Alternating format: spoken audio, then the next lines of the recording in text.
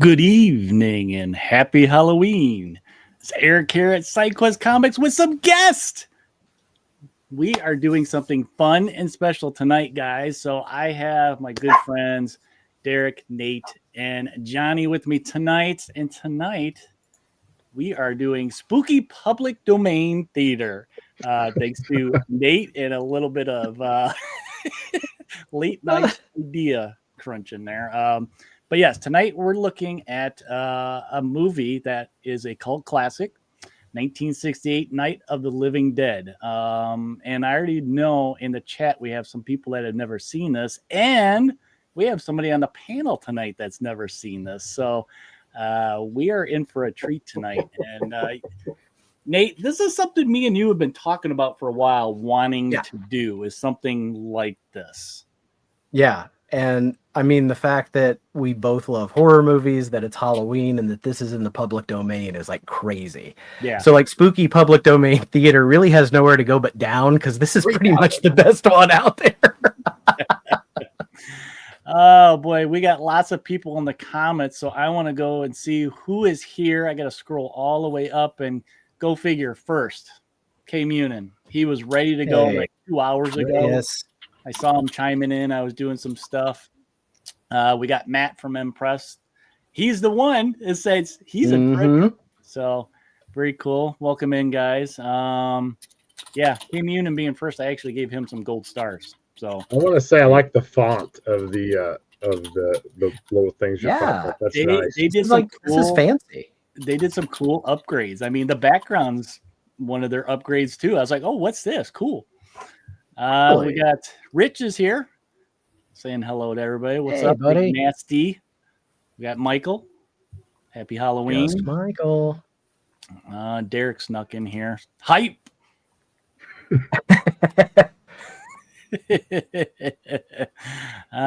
See who else we got here. I think I got just about everybody. I saw Brian. Oh, there's Brian. We were just, his ears must have been ringing. We were talking about you, Brian. Welcome in. Welcome in. Happy Halloween. Okay, you're scared. Were you scared of my intro? The intro. It was spooky. So great. I was going for a Hammer horror feel with that music. Yeah. It was good. Like, I like how you use your regular music in a spooky manner. It was cool. Every once in a while I have fun with doing some editing, but K Munin's never seen this either. So man, we have lots and lots of people. I did respond to Matt. Here it is. So we have lots of that little fruit right there happening today. So I see Eric, what you did there. How many times have you seen the movie? Like, I know you're a huge Romero fan. I'm a huge Romero fan. I actually got the pleasure to meet him a couple of years ago too, like right before he passed.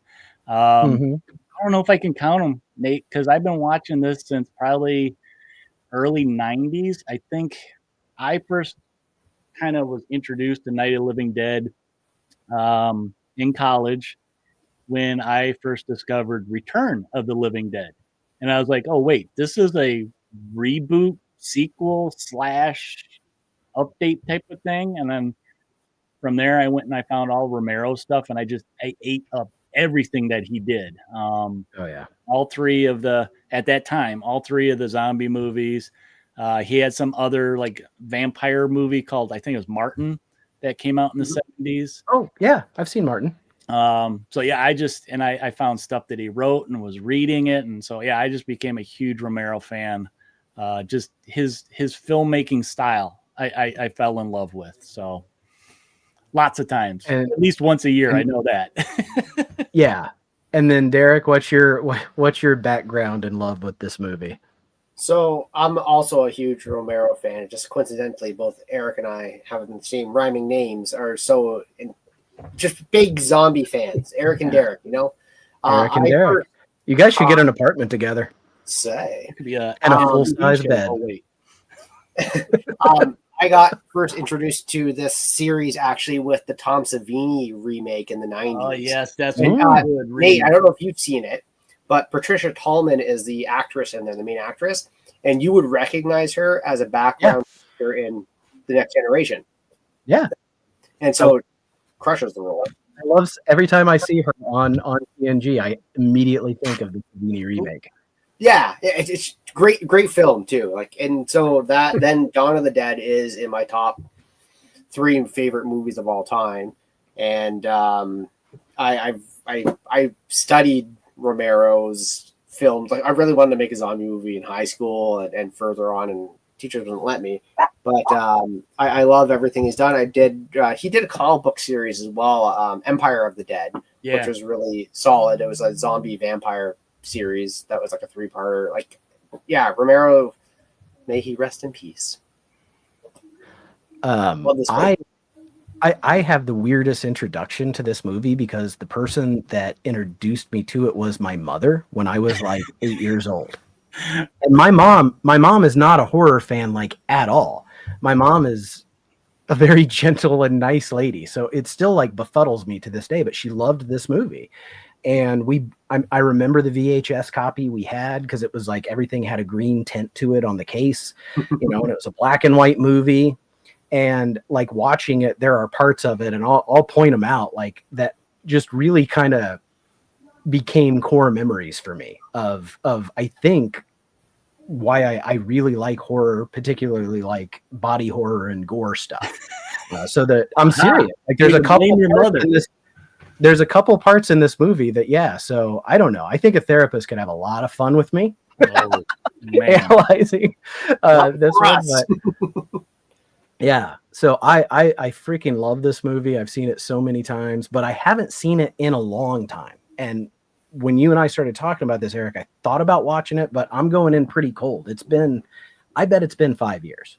Wow, really? Okay. Yeah.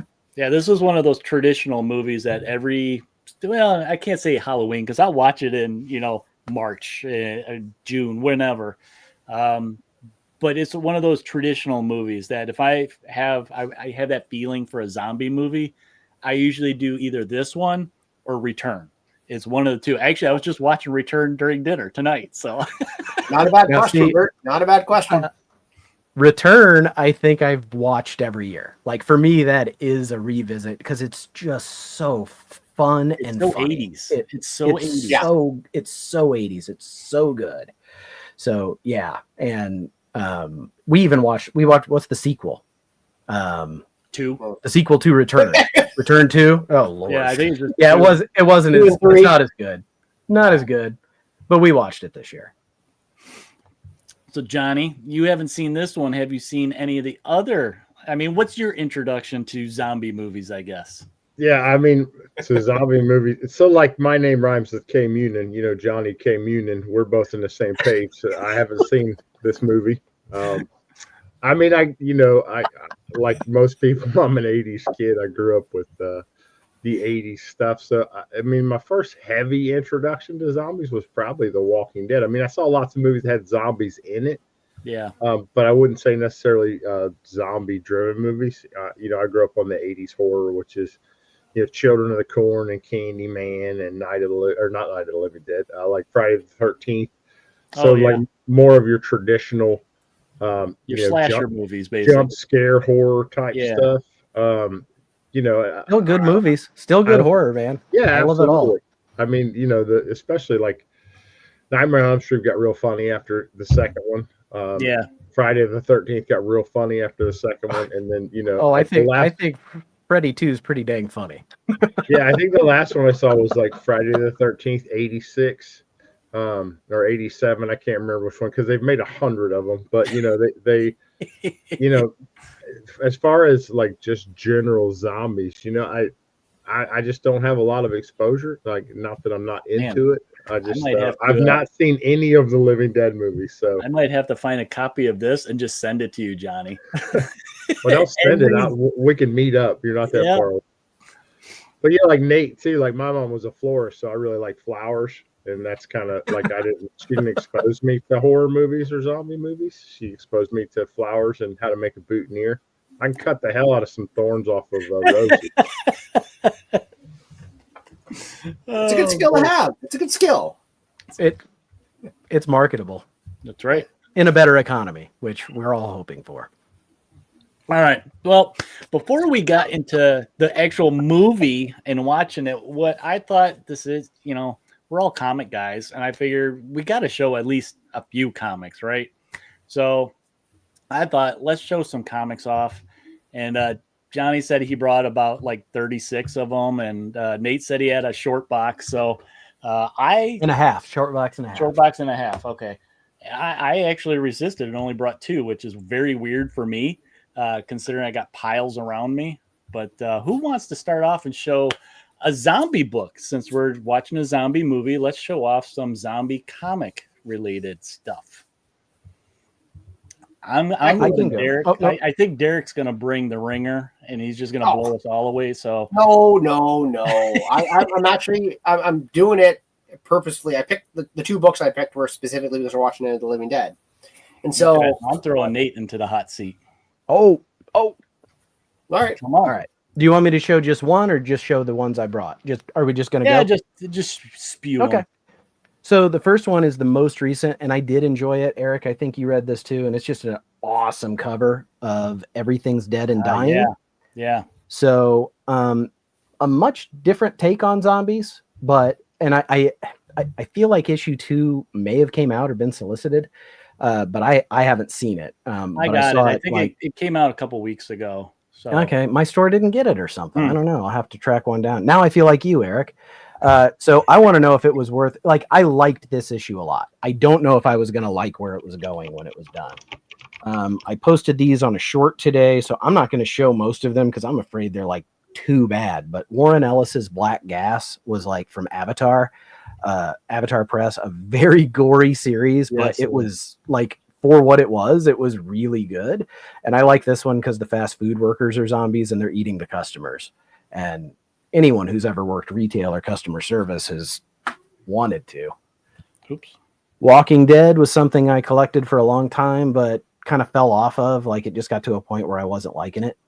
And but this particular cover of Rick, the POV of the zombie getting your face pounded in, was really good. And then I don't know if you saw it, but they made a TV show out of that series. Right. And in that TV show was this character named Michonne, and everybody loves her because she's got swords and they want her first appearance. And I have it. And that's the one I'm going to close with. This is right. I got to reprint that. I missed the boat on that series. So I started just getting the hardcover trades, and because I couldn't find it anywhere. It was too hot. I'll be honest. I think that's the better way to read that series. That series, like, it feels like things happen in real time sometimes. So you need 6 issues for the thing to happen, and it's good. But and that's why I quit collecting it. Collecting monthly, I got burnout. But those are the zombie books I brought to showcase. Okay. Johnny, I'm putting you up. All right, I will be up then. So the first was not that exciting. I just think this cover is fantastic. Absolutely love that cover. This whole run, the Black, White, and Blood, all the variant covers were really cool. The cap was the issue 2. I really liked that one a lot too, but thought that was just a great cover. The next one I grabbed is it's a magazine, so technically not a comic book, but Tales of Zombies #2. So this is I love Brother Voodoo. Like, I don't know why. Like, if I get Strange Tales 169, I'm going to have a copy in every grade from 0.5 to 9.8 because I buy it every time I see it. I always have it graded, and I don't know why. Like, it's not even that good of a character, but they have a great write-up in this about Brother Voodoo. And then it's really cool because, you see their Walking Dead. This came out well before it, but it has like an article in the back of it where it's like shrunken heads, and it shows real pictures, and it's just really cool when it's like they're real zombies. It's like, no, they're not real zombies, but in the 70s you believe anything. It's real to me. Yeah. And then if you're a Marvel zombie fan, like, to me, this is the book that started it all. Ultimate Fantastic Four 21. So this is the first cameo of the Marvel zombies. 22 being the first full, but this is the first time we see it. And I love the Marvel zombies. I think they're great. And then the last one is probably my favorite book out of this group. I don't know. There's this little Canadian television program called the Trailer Park Boys. Oh, I love this show, Johnny. Oh my God. If you've ever watched Bubbles, he has some very large glasses. He's hard to see. He loves kitties. He loves kitties. Great show if you've never seen it. But this is A House of 1,000 Conkies. And if you're familiar with the show, Conky is like his little puppet, and his friends Julie and they hate it. Julie and Ricky hate this puppet, and they're going to set up like a haunted house in this, and they're like, don't bring Conky, and they're cussing him out, and he's like, you know what, screw it, I'm gonna dig up Conky. So they dig up Conky's buried, so they dig up Conky, and he's playing around. It's really good. Like, I love the Trailer Park Boys. I think it's a fantastic show. I think Conky's a great character. Everything on Netflix. Yeah, this is fantastic. The House of 1,000 Conkies. That's a riot. I didn't know that existed. Oh my God. It's a great book. Derek, how big are the Trailer Park Boys in Canada? So they're quite large. Canada has something called CanCon, which is essentially Canada has rules with its broadcasting and its just broadcasting, radio, television, that X amount of material has to be Canadian content. And in order to, because like American culture does infect Canada, whether that's positive or negative, in a very strong way. And it can be two things. Yeah.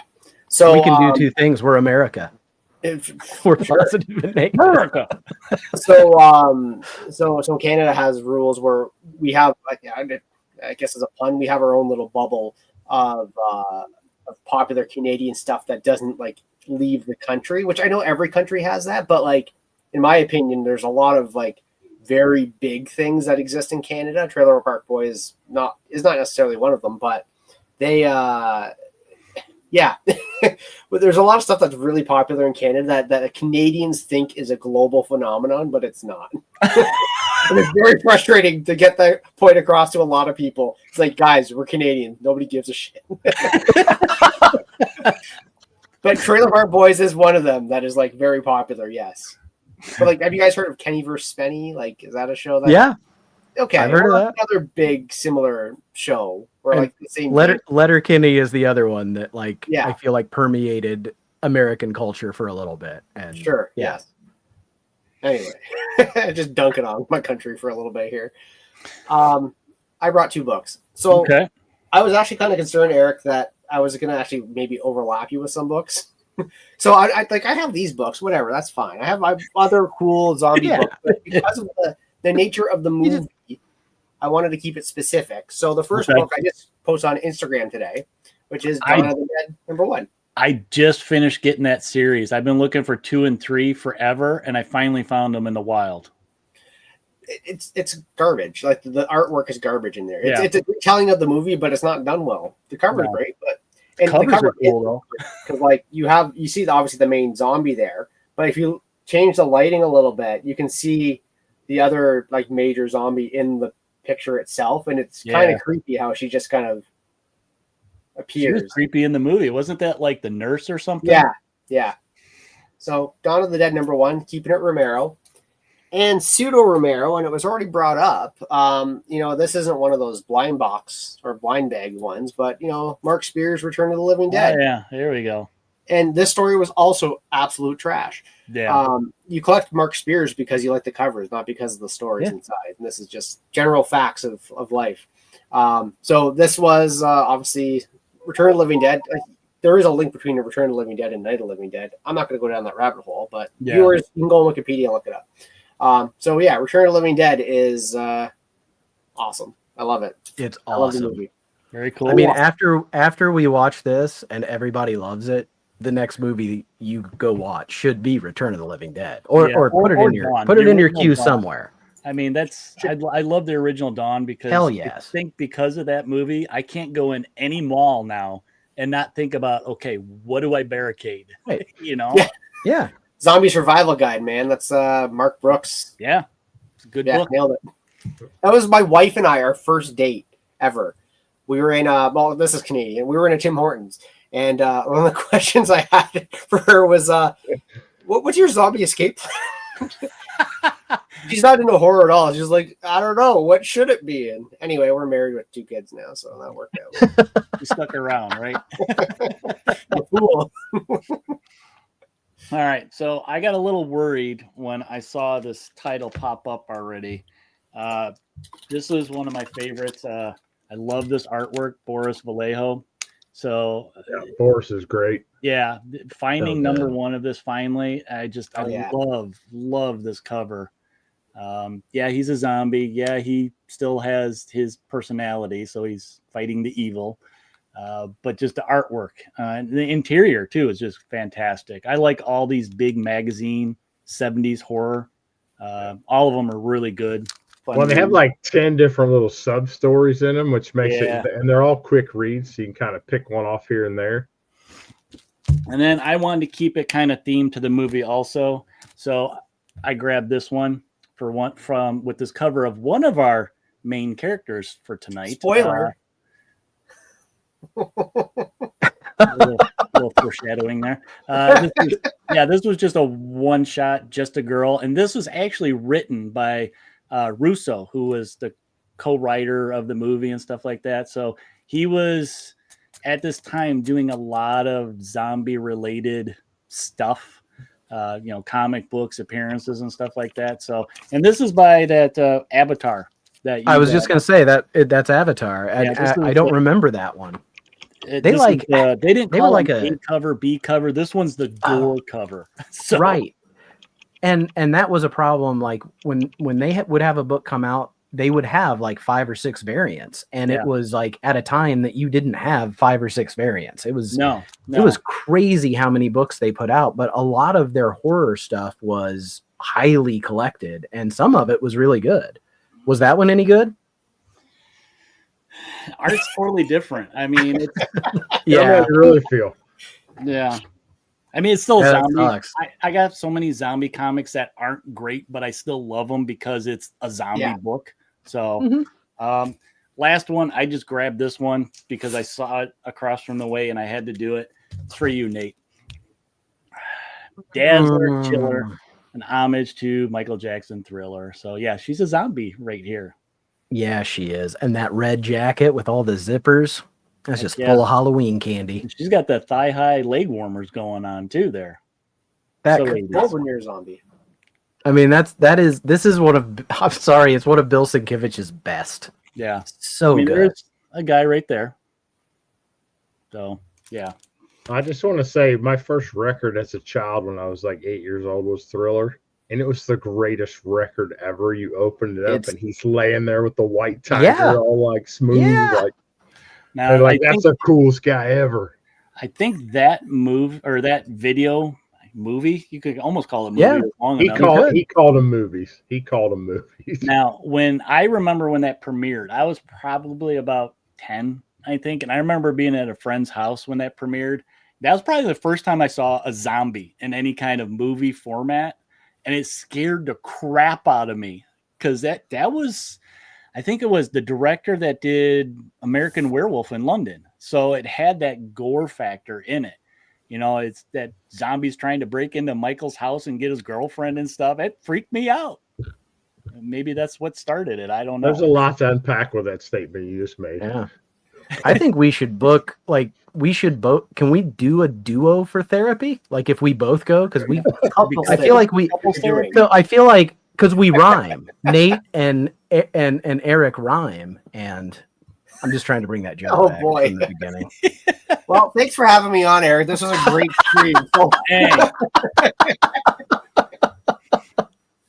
All right, so are you guys ready for a movie? Should we get to a movie to watch? We should. Hey, will you do me a favor real quick though? There's a couple people in chat you should highlight who jumped in because they're bros. So I saw Frank Lloyd Wrong, my brother-in-law, and Salrek Leaguer. Wait, I don't know if I am the Johnny. What was that question? Hey, I want you to know that Great Shatner's Ghost there is the name that we just made for the Lady Hall. Yeah, so she's watching tonight too. Her and the boy. That's a great name, sweetie. But he's still alive. I don't think he has a ghost yet. Well, we had to get in. Couple of years. Yeah, a couple years. Any minute. It could be any minute. He's like 94. Another Canadian legend, you know. Uh-huh. There it is.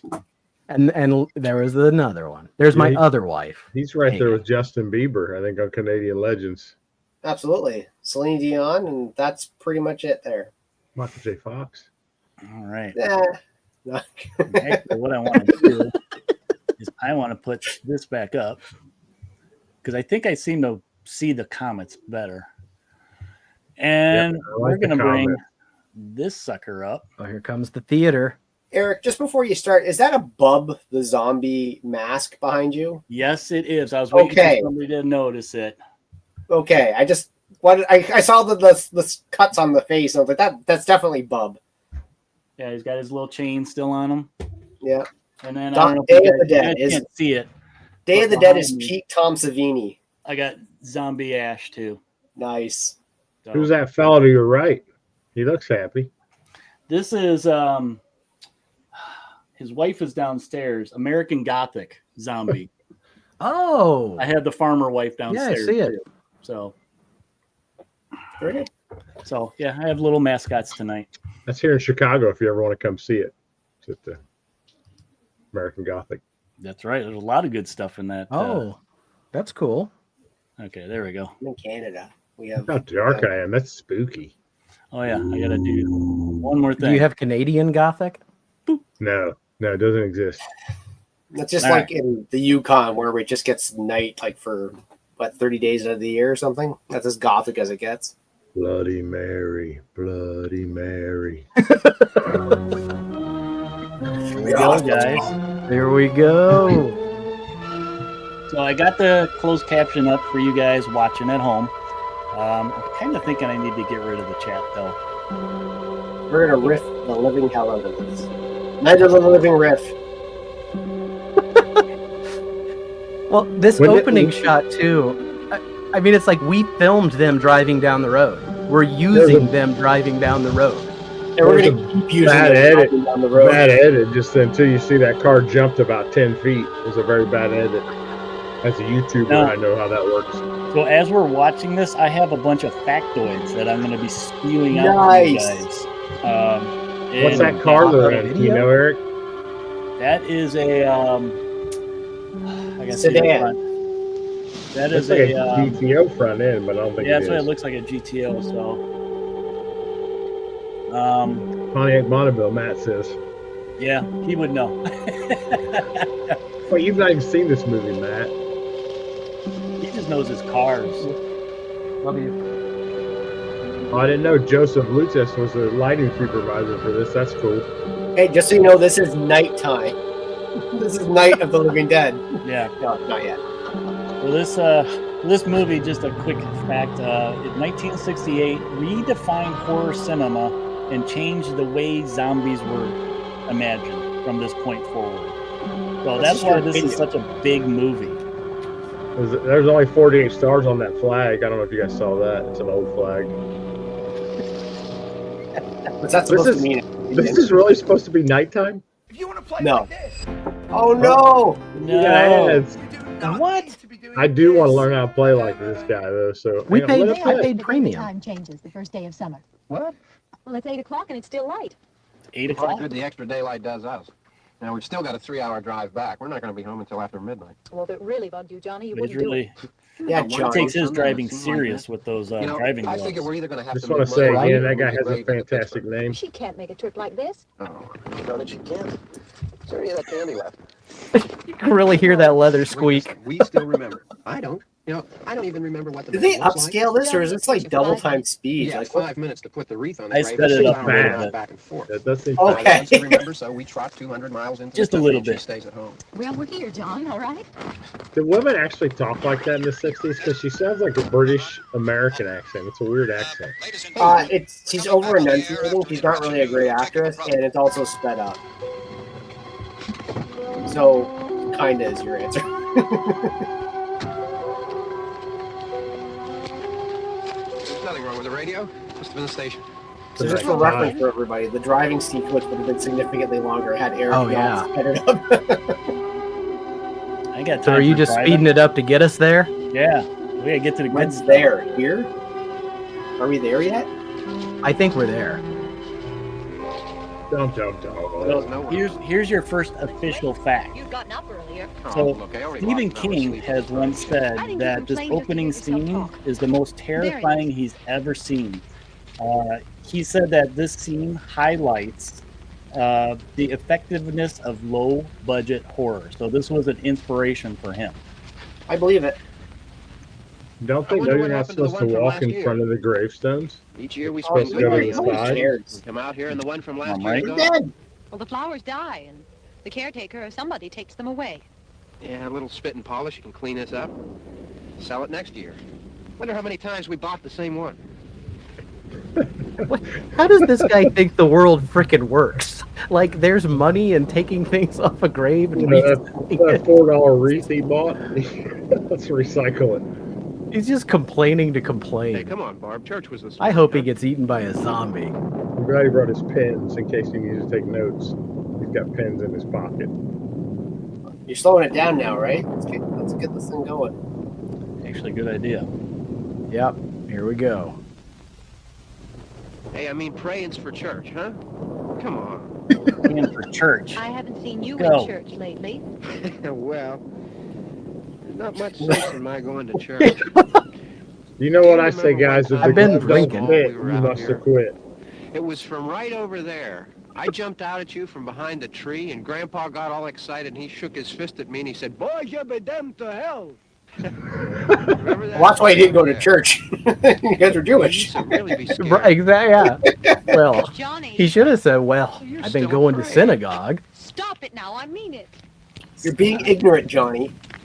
Derek, I think you're right. She is a horrible They're actress. coming to get you, Barbara. Uh-oh. Stop it. You're ignorant. They're coming for you, Barbara. Stop Look. it. You're acting like a child. They're coming for you. I don't want you to spoil it, but is there a There comes purpose one he of put them those now. gloves on?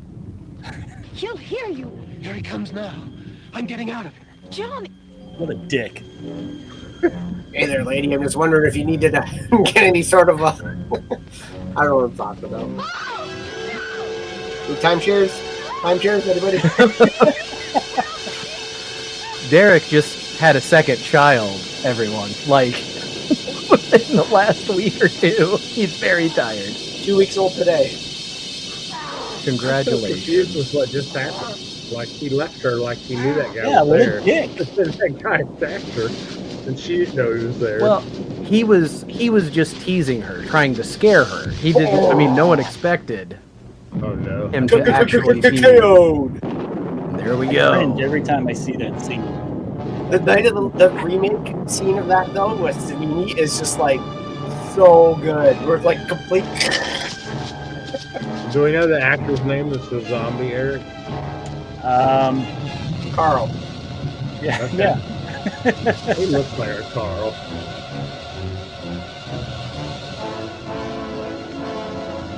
Oh, Gotta she took turn her me shoe up, off. get She out of should there. be good now.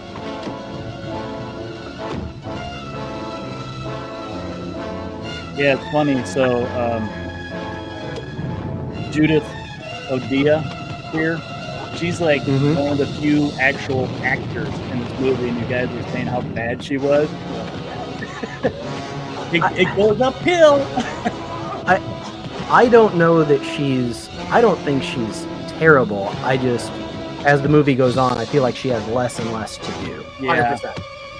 Yeah. Well, the zombie makeup is pretty trash. I'm not gonna lie. And Oh, And he's smart. First- He knew to pick up a tool. this is Generation 1, Johnny. And okay, so to go back to what Stephen King said about independent film, like, there are so many shots in this. You know, a lot of low budget, crappy movies is a camera and a wide angle, and they never get anything. Yep. He's cutting and moving all the time. Like, this is exciting. What year was this made? 68. 1968. And this was, so they actually filmed this, let's see, I wrote in my notes somewhere. This was with 35 millimeter? Yeah, black and white. Matt from Impressed is not gonna like that.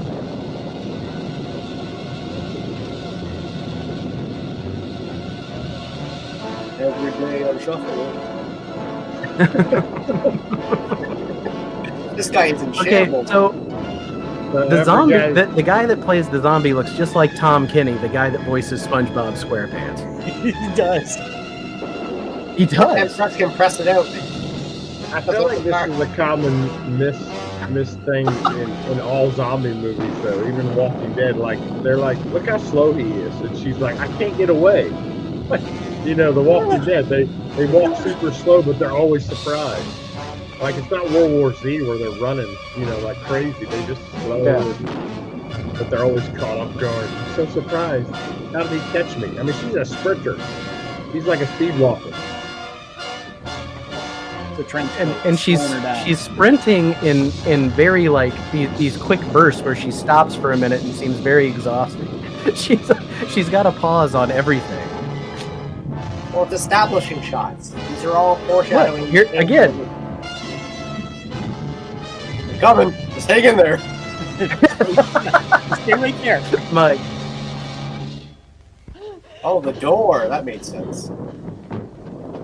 So this is still supposed to be nighttime, correct? It's getting darker out. You see, I like the harsh contrast of black and white in this movie. It's one of my favorite things about it.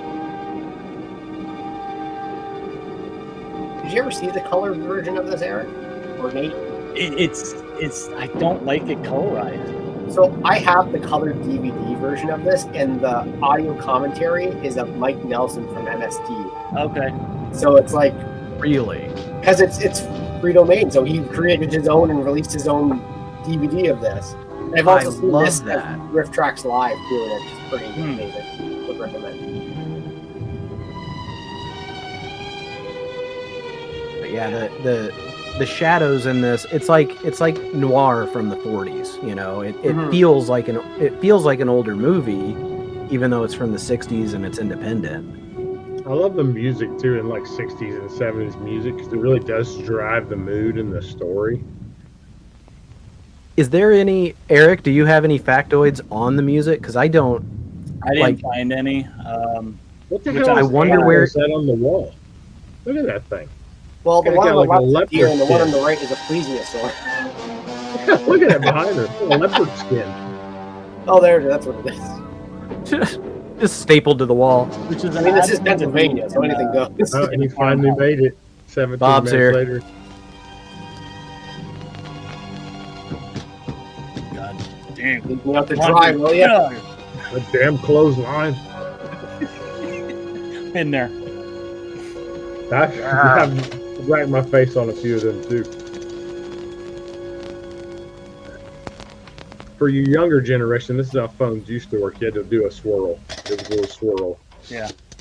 And the little the circle. This might be operator phone. I need you to call 0547. Oh, collect. 1-800-collect. 911 was not a thing then, so that wasn't an No, option. and this could be the time too where like all the houses on a street shared one phone line. You know, you'd pick it up, it was just live. It's called a party line. Here's a factoid from there's Bobo more. Barbarian. Romero got to start working on Mr. Rogers' Neighborhood. So Mr. Rogers brought zombies into the main street. Yeah, it's a beautiful day in this neighborhood.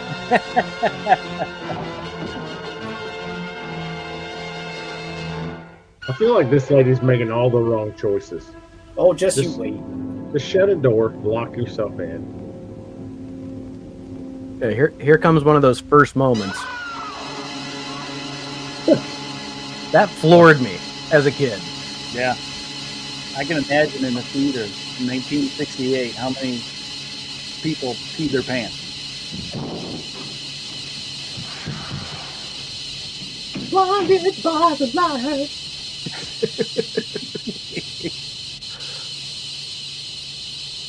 What? Oh, him? Did he have a tire iron in his hands? Like just Yeah, my he did. chance at a tire? So I grab it in case I need to change my tire. It's all right. Don't worry about him. I can handle him. Probably be a lot more of them as soon as they find out about us. We're talking to each other now. The truck is out of gas. This pump out here is locked. Is there a key? We can try to get out of here if we can get So some gas. Is there a key? is he an actor? So yeah, this is Dwayne Jones. He was a theatrical actor. So yeah, they were the only two professionals, and I think he was local to the area. So they probably found him in town and said, "Hey, you want a cheap job?" Do you know where this was Well, filmed at? isn't Do you live here? It's filmed around the Pennsylvania area.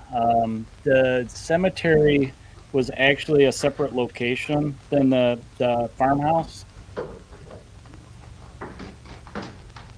And then I think some of the scenes that they filmed in the basement, the house actually had a very small cellar, so they filmed them like in a warehouse type of thing. We've got to get out of here. We have to get to where this. But here's the factoid. I'm going to do this one early. I got a timer going, but so the script for this, George Romero based the script on a book called I Am Legend. Some of you guys may be familiar with that because Will Smith remade it. And it's a comic book. And it's a comic book.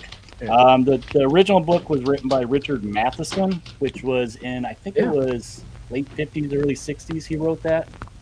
wow?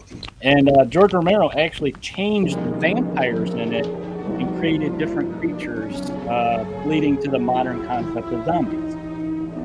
Is this Yeah, I don't like think talk zombies- anymore in this movie, or is it just like visual acting? They haven't said a word in like 17 minutes.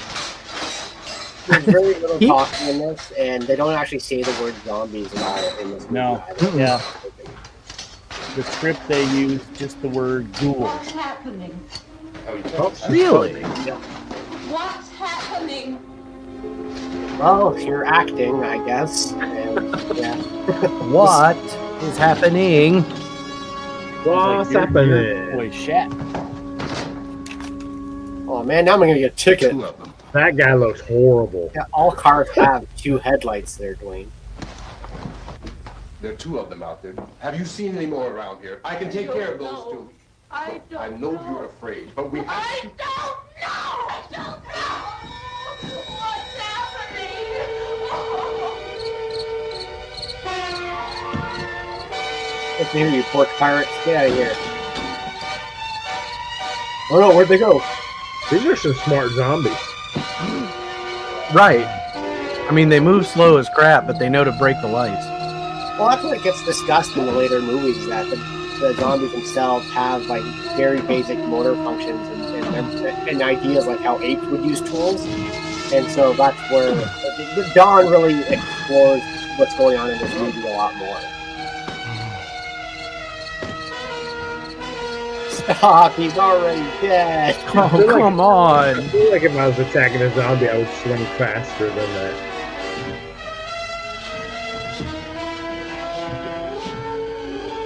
DoorDash. I'm back! I can't take it! Oh no! I've got your pad thai, ma'am. Yeah, no one won an Oscar in this movie, correct? Eric? No Oscars. Excuse me, man, is this a Robaxacin commercial? Most of these actors in this are untrained. They are actually doing like double, triple jobs here. So they were just like, hey, you want to be in the movie? We need a person. So they just threw somebody in front of the camera. Oh, but I mean, Romero, that's what he did. He used places he knew. He stayed in Pennsylvania, you know. Yeah, You've been retired. the film was made on a small budget of around $114,000. So at like today's standards, that's nothing. But I mean, back in the '60s, that's still quite a bit. But compared to other movies, that was huge. So yeah, a lot of the. Do you know how did he raise that much money though? I mean, because for its time, that was a decent chunk. He got a lot of investment from like local business owners to get like basically to have a percentage of the cut for what they made type of thing. That's a lot of the movies back then, that's how they did it. You know, they didn't necessarily go to a bank and get a loan. Some of them they would take personal loans. But yeah, a lot of it was like, hey, you that own that shoe store, you want to invest in my movie I'm making? So yeah, because of that low budget, a lot of the crew members, they were doing multiple jobs. Sure. You know, like I know a lot of these scenes, Russo was actually holding the camera, and then a lot of the zombies, if you watch, some of the regular cast members will appear as zombies too. Repurposing their actors. Yeah. Be back in a moment.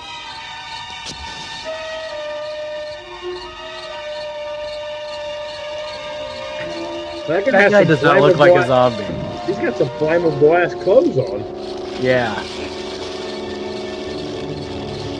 When you're a zombie, you will go right up. I mean, if you were trying to start a fire, it takes forever. Got one match, and he's got a blaze going. Those are some good matches in 1968. I guess they were better.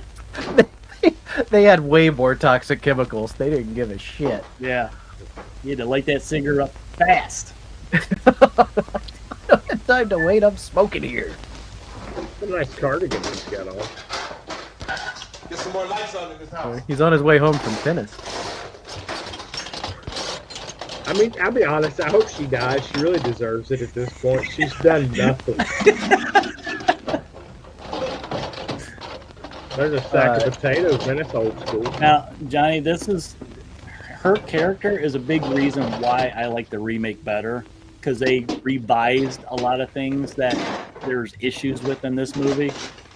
Made it cooler. She is a much stronger character in the remake. Yeah. In this one, she's not given anything to do. No. Why don't you see if you can find some wood, some board, something about a fireplace, something we can nail this place up. Are we still sped up, or did he just talk that fast? He's talking that fast. Yeah. Look, I know you're afraid. I'm afraid too. But we have to try to board the house up together. Pretty good emotional Now, support. I'm going to board up the windows and the doors. You understand? We'll be all right here. We'll be all right here until someone comes to Do rescue you us. But understand? we'll have to work together. You'll have to help me. Now, I want you to go in and get some wood so I can board the place up. Do you understand? Get me some wood. Okay? I wish she'd respond and just say, I'm useless. You're on your own. Oh, it gets worse. See? Where can you find wood? What? Where would somebody find wood? If I'm looking for wood, where would I go to find wood? I like just a single picture of a dude on the mantle. Like that is. I was gonna say, I think they have a portrait of Winston Churchill on their mantle. Excuse me, do you know where the wood is? That's not. Maybe there's wood in there. No, just music. Where's the wood? I don't know.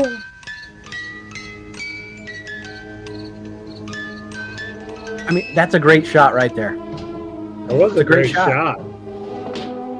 Then you're not supposed to take the doors down in order to block the doors. Like, come on, you're just being redundant. If he uses that ironing board to board up a window, their shirts are going to be wrinkly as all get out. I think it's important we explain to the younger audience that board he just pulled out was for taking wrinkles out of clothing with another tool called an iron. We're just actually doing a little bit of a history lesson tonight. Got antlers now. Oh, it's a deer. Oh dear. Well, that's gonna be great. Nice. You can kindle the zombies to death. Yes. I like that it's like 2x2s. That's like manufacturing lumber she's picking up. Here, I got some I'm pretty 2x2s. sure that lore was established that we don't need kindling for zombies. They go right up. I found your wood. I found 3 small pieces of wood as you put up that 4x8 door.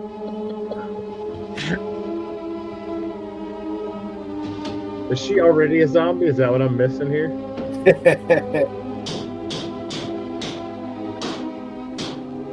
I do like what you guys said, though, how they kind of cut back and forth a lot and really jump around. Yeah. It creates a lot of action without action. And I like how the camera's tilted just a little bit. Yeah, it's very askew. The cuts, the movement, and the angle all like give this an emotion that when you have a low budget movie, you don't get it because they never move the camera. It's just that big wide angle, and this is just, I don't know, it never stops.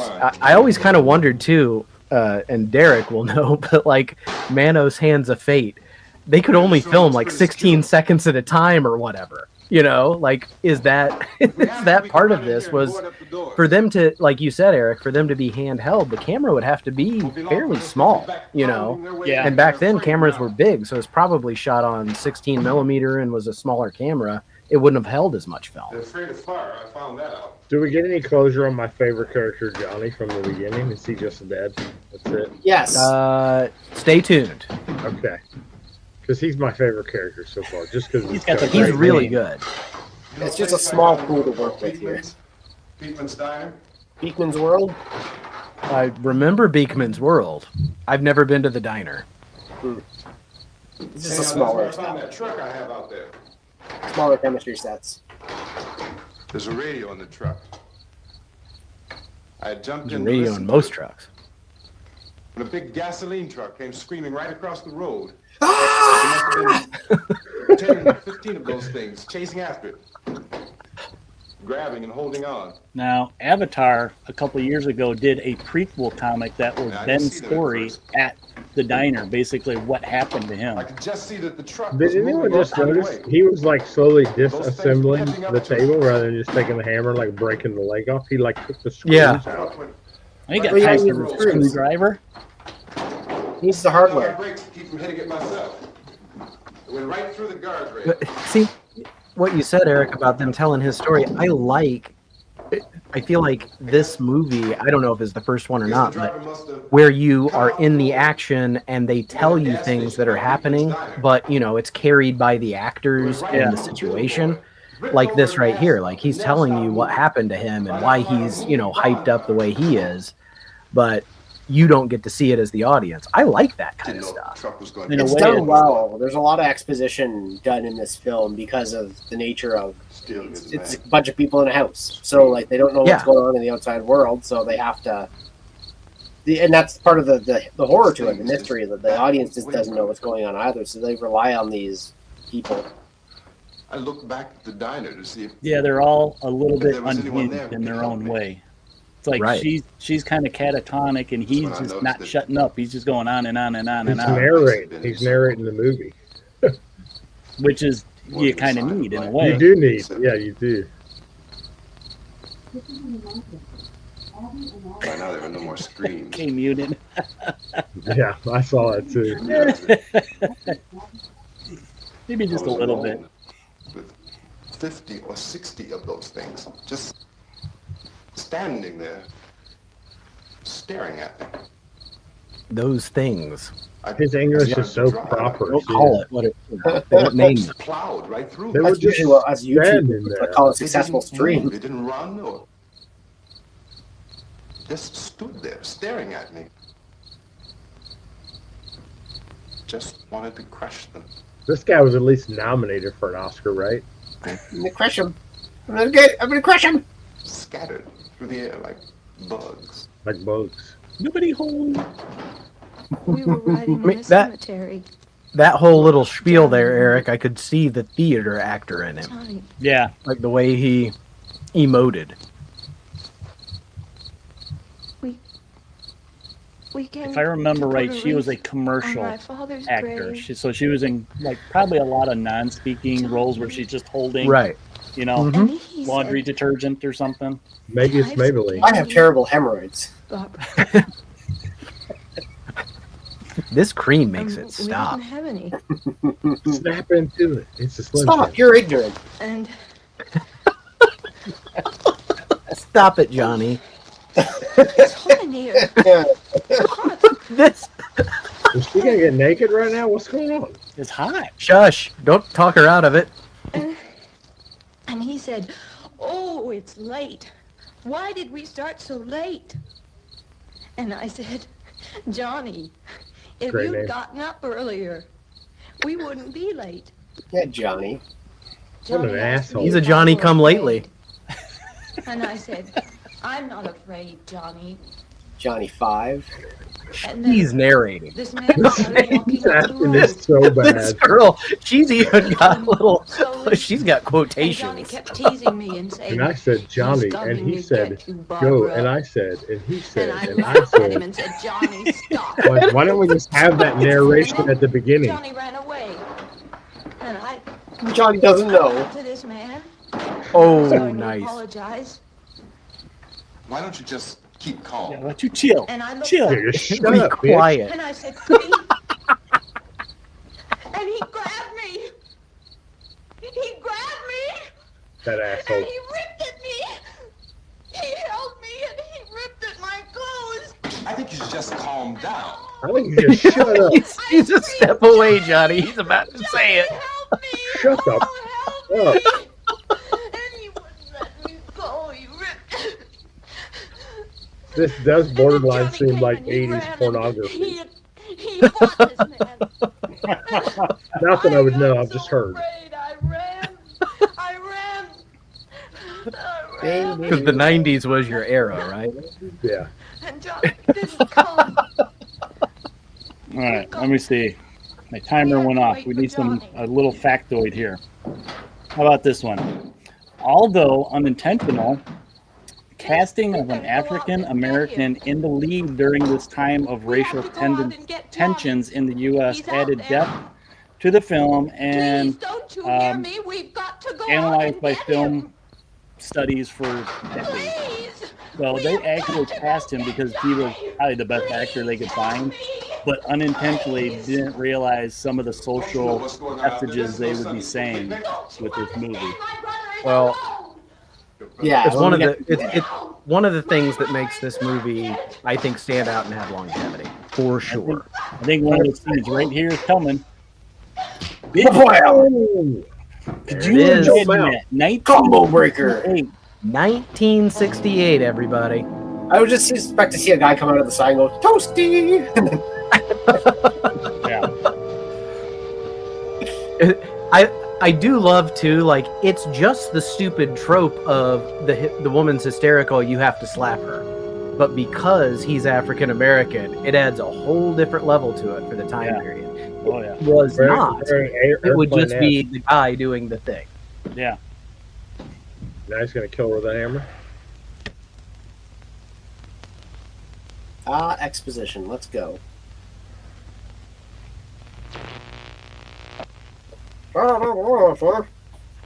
Listen, man, he needs no help. Untold numbers of citizens, Get the and sweeps, because the of the beats, and crisis the which creeps. is even now developing, this radio station You will could totally remain do this on the voice, air Nate. day This and is night. your This old station timey and voice. hundreds of other radio and TV stations Thank throughout you. this part of the country are pooling their resources Partner for car, any call Roy emergency Batar. hookup to keep you informed of all developments. At this hour, we repeat, these are the facts as we know them. There is an epidemic of mass murder being committed by a virtual army of unidentified Again, I'm just going to say, assassins. this is a nice shot. You know, they're given, like, we're getting foreground, midground, background, we're shooting through something. Yeah, whatever that is right It there seems to be a leaning in sudden front. general That's, explosion of mass homicide. And he's got They a found, phone. they, Descriptions of the to make a generic term, it's artsy. You know, it's got that contrast, black Yeah. and white. Kind And, of trance. Others describe them as being but this is, I think that's the difference in a low budget film versus this is truly an independent film, because there was, whether or not there was forethought into like how they were going to frame these things, they used the place they had very well. yeah. A lot of low budget movies don't. There's effort here. You know, there's payoff. I just can't say enough about this movie, how much I love this movie. Is it like visiting an old friend who says it's been about 5 years? And again, that music right there, that boom, boom, boom, those timpani drums, like, where did Romero get this? Because, you know, music, I wonder if this is just like tracks that he was able to buy from some licensing service or something. Might have been, yeah. But it's a good, regardless of what it is, it's a good choice, and it's used well. Theremin. Love it.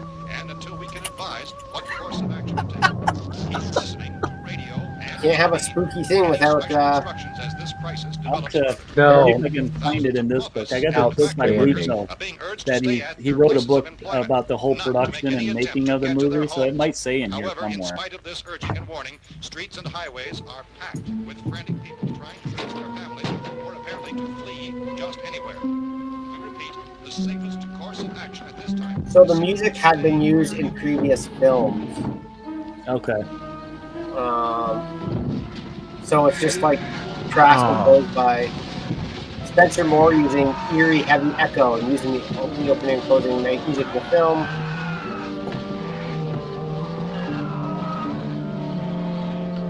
So basically just background score that they kind of manipulated a little bit. Yeah.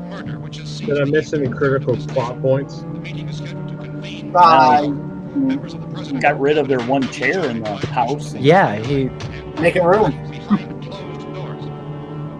There you go. That should I know they were trying to establish, like, you know, that they're afraid of fire, but I didn't understand his purpose there. Like, he wasn't going for the gas or trying to get back to his car. That seemed a little pointless.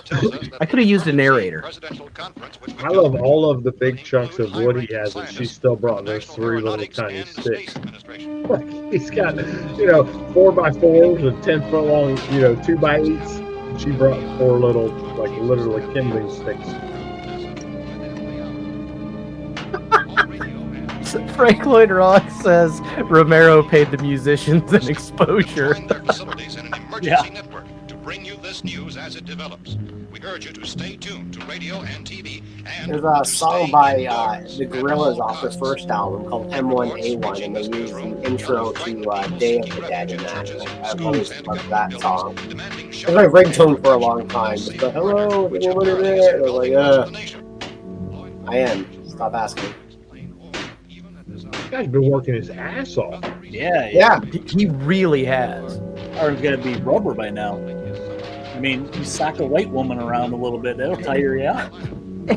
And I mean, he found a not insignificant amount of nails. Like, I don't think I have that many nails at my house. Well, because the zombie outbreak happened. Well, you notice he got that little box out of the drawer, but they're all little, like, tiny nails, and he's using, like, big ass nails now. And he's hammering through like a 4-inch door with those little nails. Well, keep in mind too, back in the day, in the 60s here, they didn't have duct tape or Velcro, so everything that they wanted to attach to something was probably nailed. If you wanted to put your drink holder on your belt, you had to nail that into your hip.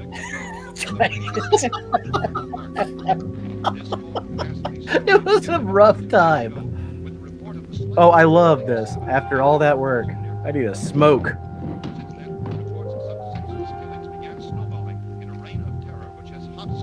I love some of these old movies when they're smoking and something happens and they just throw it down. Doesn't matter if they're inside, outside. Well, it's kind of handy. He had an ashtray right there on the mantle. It was 1968. Everywhere had an ashtray. Even you couldn't walk 2 feet. Yeah, there's probably one right next to the little stand holding your toilet paper. Mm-hmm. I'm still wondering why you need to nail a cup holder to your waist, let alone like having a cup holder on your waist. I found a gun and some bullets out there. We're not even going to talk about he smacked the shit out of her. We're not even going to talk about that he missed the window. Don't worry. I found the bullets. Act up again, bitch. This place is boarded up pretty solid now. Except for the window. We ought to be all right here for a while. We have a gun and bullets. That's his viewing window. Food and the radio. It's kind of funny. The guy literally rebuilt the damn house and there's a window with nothing on it. Just pull the blind down or something. I don't know.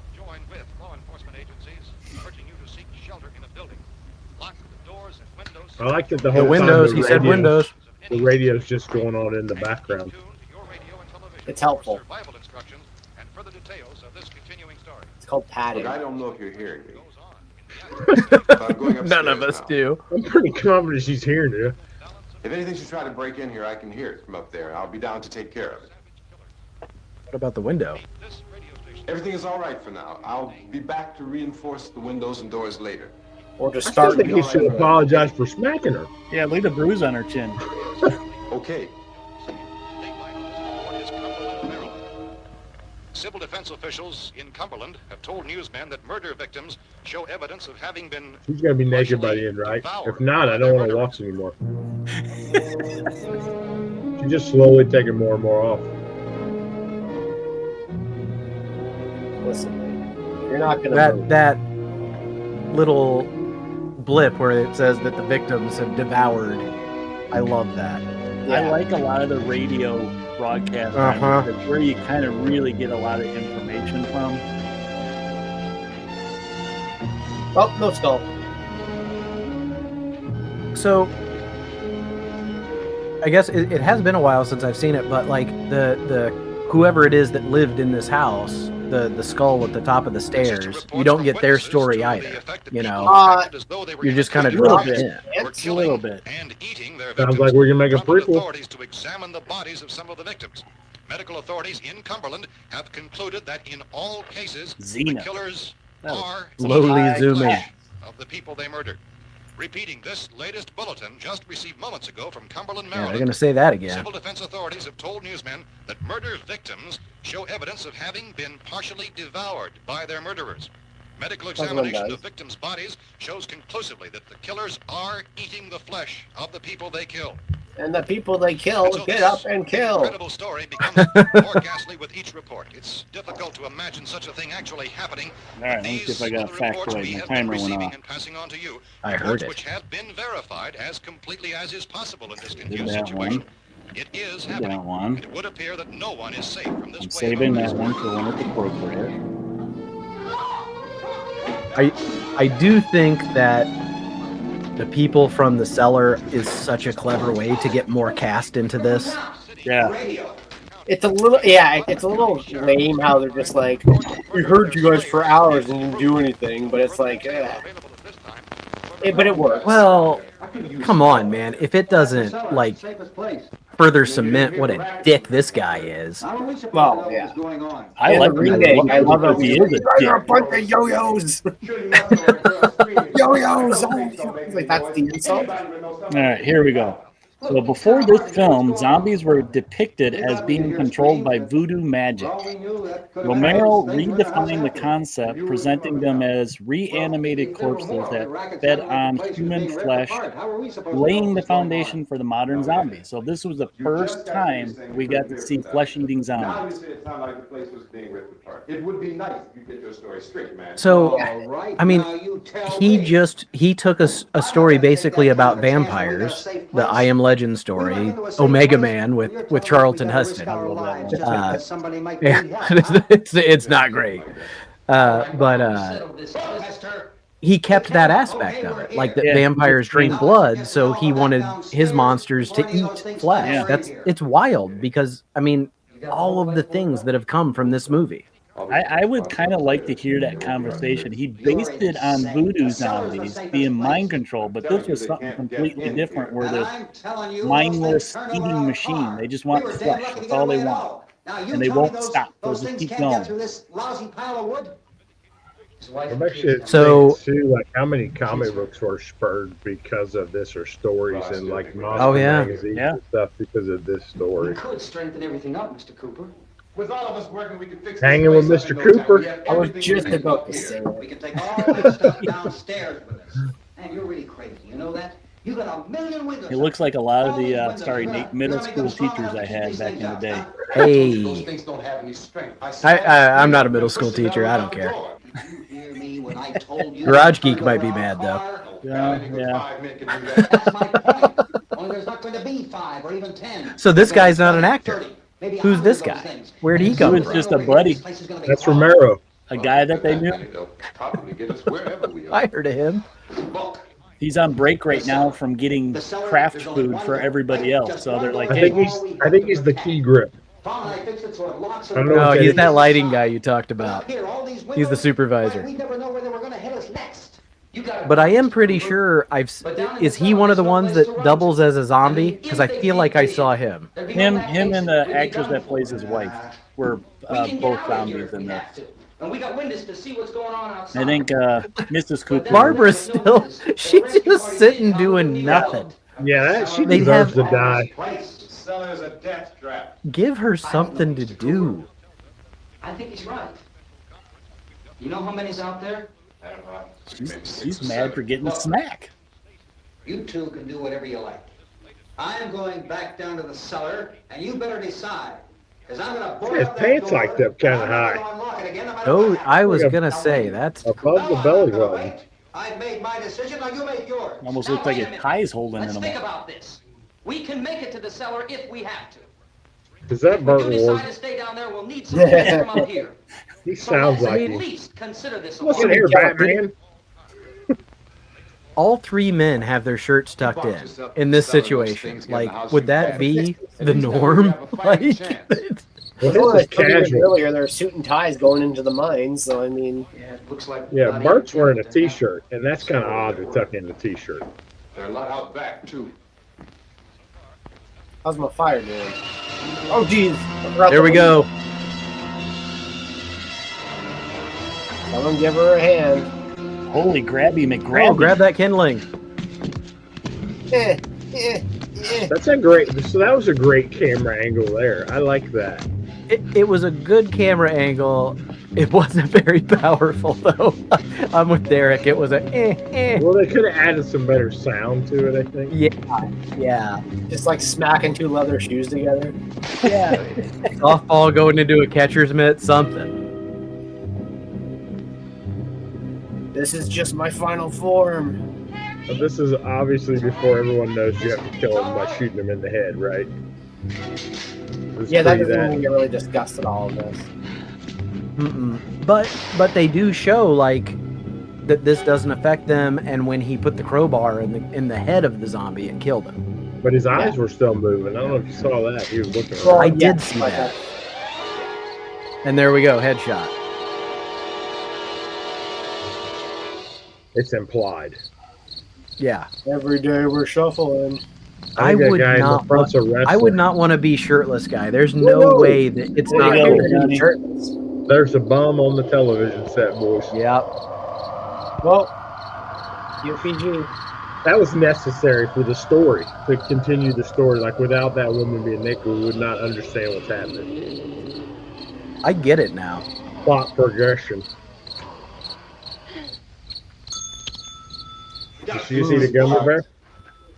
I like that too. That they're just driven to eat things that are alive. Like, you know, when they do that in other movies. Not that it's like big in this one, but Now that whole in return, they're eating. There's that one that's eating worms out of the ground or whatever. So in the later Romero movies, go ahead, John. No, it's just because they don't ruin. I'm going to watch the next one after this. Oh, you're not going to watch these later ones. There was that later Romero film that was, there was Diary, there was, what was the very last one he did? Fear? Was it Land of the Dead? Is he do Land of the Dead? Or, then Diary, then there's two other ones. Survival of the Dead. Survival, yeah. So that was the last one, and that one explored zombies and animals. And by the end, you're not gonna watch it. The movie's so crap. Don't watch it. But at Diary the was end of the pretty movie, good. like they bite a horse, and the horse turns into a zombie. Yeah. I liked the diary because it was kind of like a remake of this, but through modern technology. Yeah, Handycam and I social thought media. that and was stuff. interesting. It was interesting. That's the best way to put it. Yeah. Mr. Cooper, with your help, we could. With my help, let him. I mean, he has still got his Oxford collar buttoned and his tie on. He's It got the seems- clip too. He's going. even got a tie clip, if you didn't notice. He's got his tie clip Oh. still. Yeah. He may have a business meeting after this. I don't know. Maybe he That's can't why get he's all casual. upset. He's got to get to the bank. He's got to be Who's there. this hottie in the flip flops?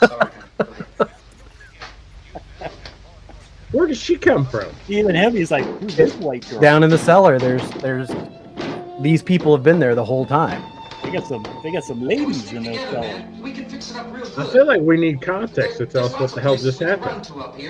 Well, I mean, they had it. We don't have the allowance. Yeah, we talked over it. Okay.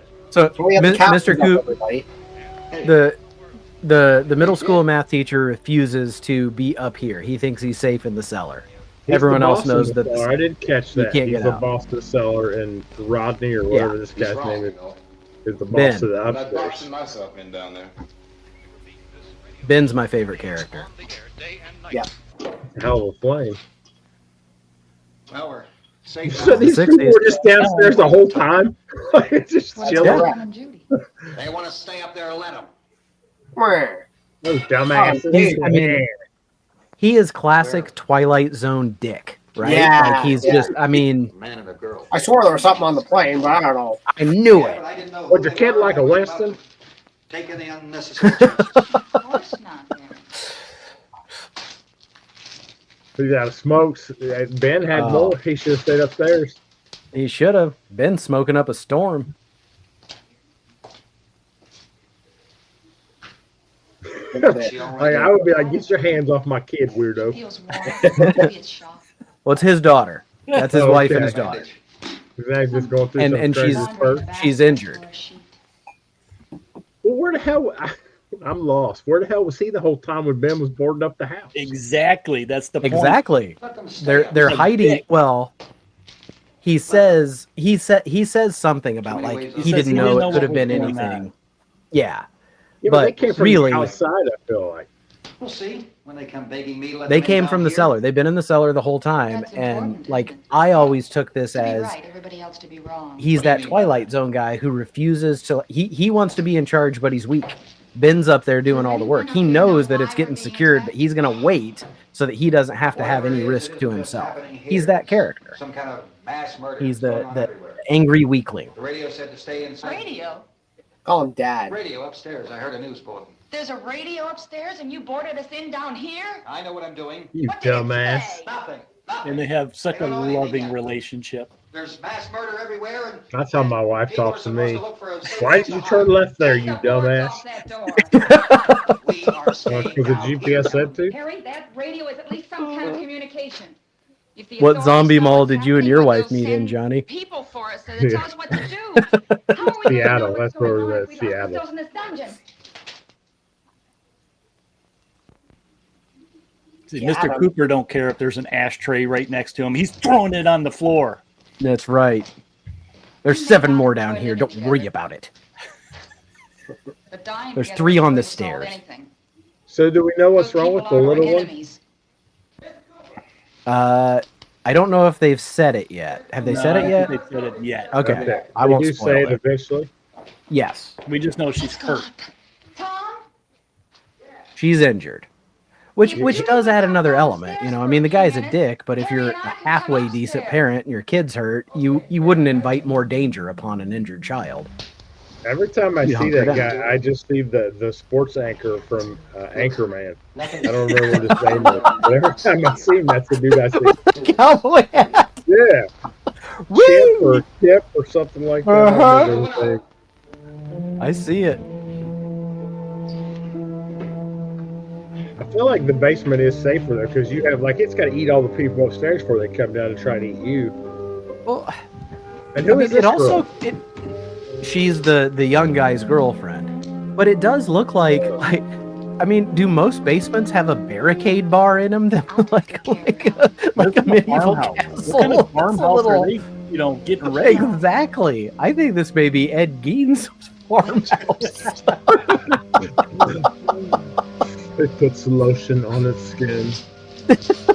Where's my nipple belt? That's what that bag is. That's a human skin bag. You gotta nail that to you too. As a Yes. safety guy, You have I to gotta use say, nails. The wiring in the basement looks very sketchy to me. It's all aluminum, baby. All right. Actually, That's reading Braille on the doily. so this one kind of related to that scene we saw all the zombies outside, all mutilated and stuff. So this movie was one of the last films released before introduction of the MPAA rating system, leading to controversy over its violent content and how grotesque and stuff it was. So if this was released just a couple months later, it probably would have been able to be in the theaters.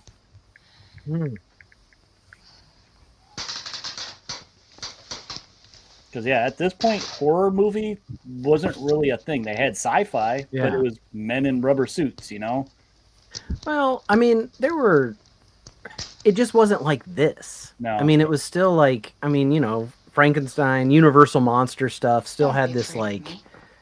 I don't know. I'm Helen There was a Cooper. There was a shine to that wasn't as scary. Yeah, because every monster had a purpose to why they were killing or what the story. Like zombies are quite literally mindless creatures, and so it added a more horror element that you just die because you die. Give me one of those. He needs a Winston bad. Yeah. Jackass. What's your problem, woman? Oh, that was her brother? I thought it was her boyfriend. Johnny? There's her brother. Yeah, they went to put a wreath on their father's grave. I can't see a damn thing. There could be 15 million of those things out there. That's how much good these windows are. I just see it. I can see it oozing out of her. Why like, don't I you wish do you'd just something get to help somebody? God. Son of a bitch. I feel like they're going towards a divorce. It doesn't feel like it's working out. I don't think it's going to work out. It's sad. You know that TV weighs like 600 pounds. I was just about to say, he is freaking strong. Like a 9-inch screen weighs like 400 pounds. That TV's made of nothing but metal and glass. That thing weighs a ton. And that includes leaving the girl alone. It's on. It's on. Leaving the girl Didn't you alone, hit her earlier? Yeah, he smacked the shit. Yeah, but leave her alone. She's mine to hit. Face. She's mine to hit. Results of mass hysteria. So again, I will give a PSA for the children or younger people. Those things on top of the TV are antenna, which were used to get signals back in the day. My generation had to hold it for your father to make it work, and you just stood there while the TV played. You could put tinfoil balls on the end, or create a tinfoil wall that like bounced the signal back. Good old rabbit ears. Eyewitness descriptions as being beyond belief. However, Romero, like in later movies, did a lot of like these little radio or TV blips. Like this is a trope of his zombie universe, the way he tells stories. I mean, this is like cutting there's your angle, Eric. That was a great angle. Cutting edge technology at the time too. You know, having that on top of the screen. It has been established that persons who have recently died to superimpose, because this obviously is like that's not happening. They're not recording that. You put that on after. It's pre-recorded and put on a laser disc. That the unburied dead are coming back to life. You're gonna need a roach clip pretty soon. Yeah, they were filterless too, Eric. They didn't have filters in the '60s. No, he burned his fingers. You could take that down to the tub. Radio and I like Kate Munan's comment here. All the smoke and the zombies will be able to find them. What's the thing? Like the hammering of everything onto the house is enough to draw every zombie. Like a dinner bell, you know, the little triangle. That's a good, Derek. That's actually a good little like plot element you could put in a zombie story. That the attempt to make yourself safe is what ends up attracting them. Just you're damned if I'm going to you steal do, that from you. Yeah, when you write your zombie film, just put a good word in for deal here, okay? I know that's why I pulled in here, but it's locked. Meeting called this afternoon by the president. Since convening this conference of the presidential cabinet, the FBI, the Joint Chiefs of Staff, it's not a child of the 60s. That guy on the phone. He's serious. He's got him rolled up. When he says there's a pump out by the shed, was it common for people to just have a gas station at their house? It's an arm. Possibly. Oh, okay. So, yeah, they would have had something for equipment. Back to Earth, but never got here. That's the space vehicle which orbited Venus. This is where they put a little sci-fi in it. Is the zombie, is the plague because of the satellite? Did it come from space? Well, let's be real. We weren't sending satellites to Venus in 1968. Yeah, you said Venus. Newsman Don Quinn, Washington. This is so like unrealistic because of stuff like that. Are people sitting around watching TV now? That's your big problem. From a meeting regarding the explosion of the Venus probe, is that right? Yes, that was the subject of the meeting. You feel there is a connection between this and the phenomenon? What military outfit is that? Well, I was just about to say, is that guy in Cuba's military or ours? He's got like a cop hat on with medals. He's probably the doorman at the hotel down the street. I like the guy on the right too with the sunglasses on. He's so bright out. He's on the news reporter. He's just like Alex Jones, really. he looks like he thinks he's a secret agent. I'm just a part-time reporter. What's the beat, sir? Everything is being done that can be done. We'll have to hurry for our next meeting. In 1968, officials and politicians were exactly as effective as they are today. Doctor, please. I thought we decided that is not proved yet. Was the satellite, when the satellite was exploded? Unusual amount of radiation, enough to cause mutation under certain circumstances. Could have happened. Bearing on us. I mean, think about like in comic books of this time, like you could just say radiation.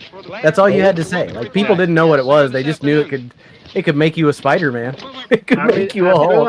I feel like we're in China now. Did you just see the flags on the front of the cars, like 3 stars? Yeah, that is really messed up. Like this looks like it takes place in Russia or Cuba. We have to try to get out of here. That was weird. The rescue stations have doctors and medical supplies. They didn't need filming permits there, baby. We can get help for.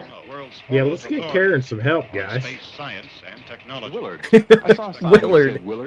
It's only about 17 miles from Is his name Willard at the Willard Medical Center? Because that would be weird. We're on our way up to the lake to go swimming. Is it my medical center? My name is Willard. So we knew the old house was here, and we came in and found the lady upstairs dead. Then these other people came.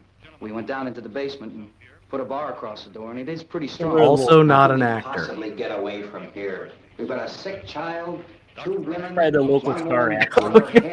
Latrobe, that's in Pennsylvania. That's a suburb of Pittsburgh. Dr. Grimes, Wait, I love how Mr. Cooper's like, what are we supposed to do? My kid's injured. These women are women. That's literally what he said. We can't get out of here. These women, they're ladies. Did you know that? They can't do nothing. For anyone who's been injured in any way. We don't know yet what complications might result from such injuries. How bad has your kid been hurt? There you go, Johnny. Here it is. Look, you go down there and tell Judy. Yeah, you tell Judy to Judy come up Big here Booty. and you stay with the kid. Judy with the booty. Judy. Room at the university. That's Foxburg, and he has his own hall too. Which all 4 limbs had been amputated. Sometime early this All morning, 4. You know what? Just kill me. Just kill me at that point. If you got to take all 4, fucking I'm out. But it opened its eyes and I don't want you to take them. They want you upstairs. Did she ask for me? She had to do anything. Yeah. I don't understand. Baby. Why aren't you You talking don't. anymore? Mommy. I heard. I'll come back down as soon as I find out what they want. Thank you, Judy. The body should be disposed of at once, preferably by cremation. Well, how long after death, then, does the... Well, everybody have a crematorium back in the day? Well, remember how quickly they go up. I know, but I would think it would say light them on fire or burn them, like cremate them. Must be carried to the street Yeah. and burned. They must be burned immediately. Soak them with gasoline and burn them. But they don't need gas. Can you man. imagine if you turned on the news and saw this? Funeral service will Shit! When you find a dead How do you person, get burned? How do you get burned? pour gasoline on them and light them up. I feel like that would make you take your tie clip off. Well, it's time to settle We down. need some bottles or jars. Make Molotov cocktails and hold them out while we try to escape. Hey, there's a big can of kerosene down there. I'll see what I can find. Hey, For the bottles. hey, Key ring down there. Maybe hey, a key to the gas pump. key ring, I'll check. gas pump. We can toss the cocktails from the window. Hey, I'm Champ Khan. Check out sports tonight at 9. Real quick. But that'll leave the door open. I'll check. Yeah, that's right. Better be this door. This is the scene where they all pointed. There's a lot of pointing. Before we go out, listen Well, to this is the action outside scene. cellar door. While we're gone, the rest of you can hold up in there. This is where the action In the happens. cellar. Nate, Just did you see follow what her he just did? Like over there? Yeah. Oh, Things are unfolding. do it. That's a door. That was more of a gesture. I can handle the truck. Looks like a hotbed Schlitz. You're it then. You and I will go. Tag, you're it. Wonder Twins unite. Yeah, he's like, okay, yeah. You guys go. You guys do You it. can go upstairs and toss the cocktails. I'm Cooper, getting ready to shit my piece pants. of So you can crap. He's such a piece of crap. After you toss the cocktails, you Oh, I love that you go upstairs and toss the There's no room cocktails. for that because we'll have to get back in quickly. After we get the gas and get back into the house, then we'll worry about getting everybody into the truck. Yeah. Now let's move it. This is Dum, dum, dum. kind of a plan. Let's do it. Indications are that Mr. Cooper.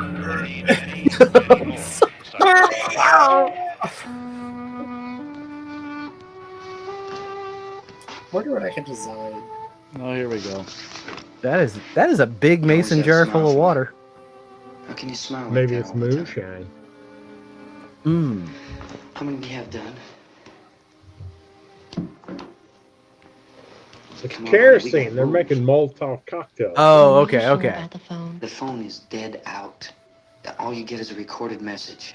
He leave a message? If I could only call the I want him to talk like in the 60s, like groovy, man, groovy. Yeah. Everything will be all This right. isn't a surfer As movie. soon We as don't we do get to that yet. Willard, we'll call them. They might even be there. Are there public domain surfer movies? Oh, yes. Oh, yeah. Oh, yes, there are. Oh, well, here we go. Tom, Let's do the horror at Party Beach next. Okay. What, about getting out of here? I'll be hosting the next one then. Yeah, I'm down for Everyone this get your every Hawaiian week. shirt ready. I'm down for this every week forever. This is I don't fantastic. Come on, honey. You're starting to sound like Mr. Cooper now. why do you have to go out there? Look, I know how to handle that truck, and I can handle the. He knows how to handle a He doesn't know truck. anything about that You know, stuff. put it in drive and push the gas. We're safe in here. For how long, honey? We're safe now, but there's going to be more and more of those things. I know all that. I know how audition She's smarter than you think, dude. She knows that. Hey, listen. She's a modern woman. Remember when we had the big flood? Nope. Remember how difficult it was for us to convince you that it was right to leave? Nope. Remember we had to go to Willard. We had you get into the ark. This isn't a Remember? passing thing, honey. It's not like just a wind passing through. We've got to do something, and fast. Got to That do my poop my pants. It diddies. Oh, hug it out. That'll solve everything. Hugging it out. I just don't want you to go out. She had the better idea, but you did a good job convincing her to Smiley, do something that's not going to work big out. smile for me. Where's that big smile for me, honey? Yeah. You got to put him out. That's kind of creepy. We got work to do, honey.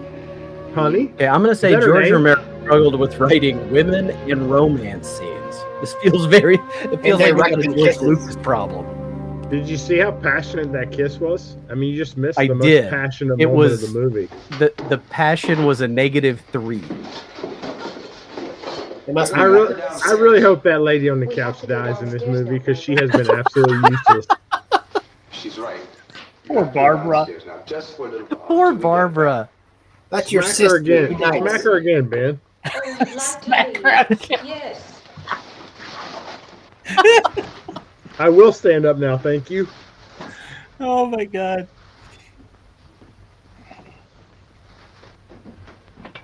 What's in the box? Did we see that? Was that mason jar? I think it's the Yeah, it's cocktail. the mason Yeah, jar. it's the kerosene he found. Yeah.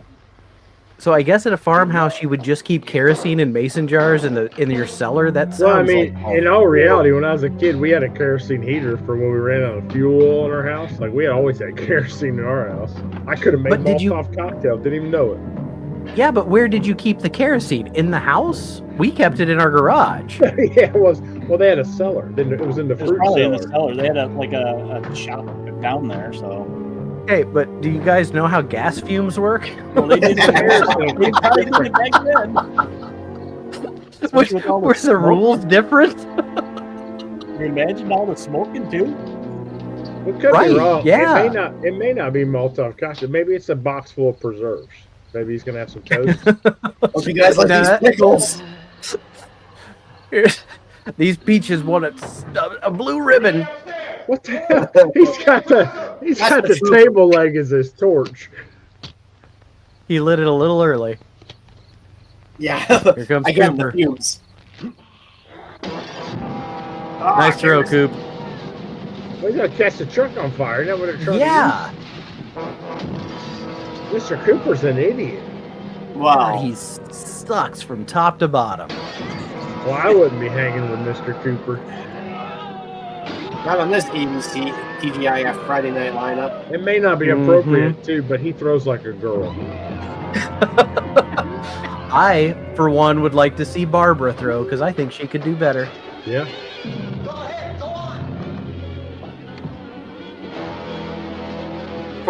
For the non-actors, I actually think Judy is probably one of the better ones. The boyfriend is not. Ben's kind of taking his sweet ass time to get out there. Get back in the cellar. It's too late. Piss off, Cooper. Ain't the boss of her. She's a strong, independent woman who don't need no man, except her boyfriend. Oh, that's some class acting right there. I don't know if you guys saw this. Yeah, it was good. It was good. Well, where's Mr. Cooper or Ben gonna sit now? It's a truck. Well, you're not allowed to ride in the tail. Well, come on. Oh, I guess in the '60s you could do that. Yeah. In the 60s, you could have 2 kids on each sideboard while you went down the highway. 100% legal. How'd he get burned? How'd he get burned? I would feel like a zombie wouldn't have feelings, so they wouldn't know that was painful. I don't. It's not supposed. It's not pain. I don't think it's pain. It's fear of the fire itself, like primal fear of fire. That's what they've established. They're like animals. Day of the Night of the Living Dead. Yeah, I was gonna say. Remember, it's night. It's the morning of the living dead. Well, now it's dark again. Listen. They don't do really good transitions. I guess they didn't have someone that said, all right, we got to go back to a nighttime shot. They do a much better job when they stay inside, no question. Shooting the lock off the gas. Yeah. That was a decision that was made. Whoa. Coming up here. Well, don't gas it up anymore. Gotta get away from the pump.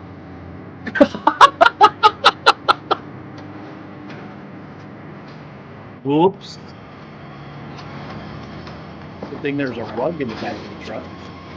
Well, Hang on. Hang on. We're going to move. I'm telling you guys. this is as good as the explosion in Star Wars when the Death Star blew up. Yeah. I like when they cut back to Cooper, like he can really see what's happening. Get out of here. Jump out of this obviously moving truck. My jacket's gone. She said in a recorded line that may not have been the actual actress.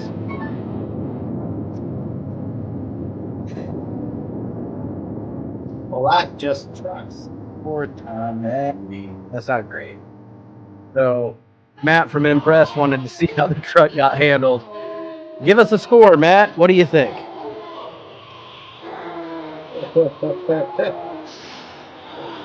You shoot the lock off a gas container, no problem. But when it comes to like headshotting zombies, like yeah. Well, you know what's funny? I'm not a gun guy, but it looks like a 2-shot like pump action rifle type thing. He shot like 8 times and not reloaded. Between scenes, between scenes. Well, honestly, I kind think of that's looks a like fair a baby score, gun. man.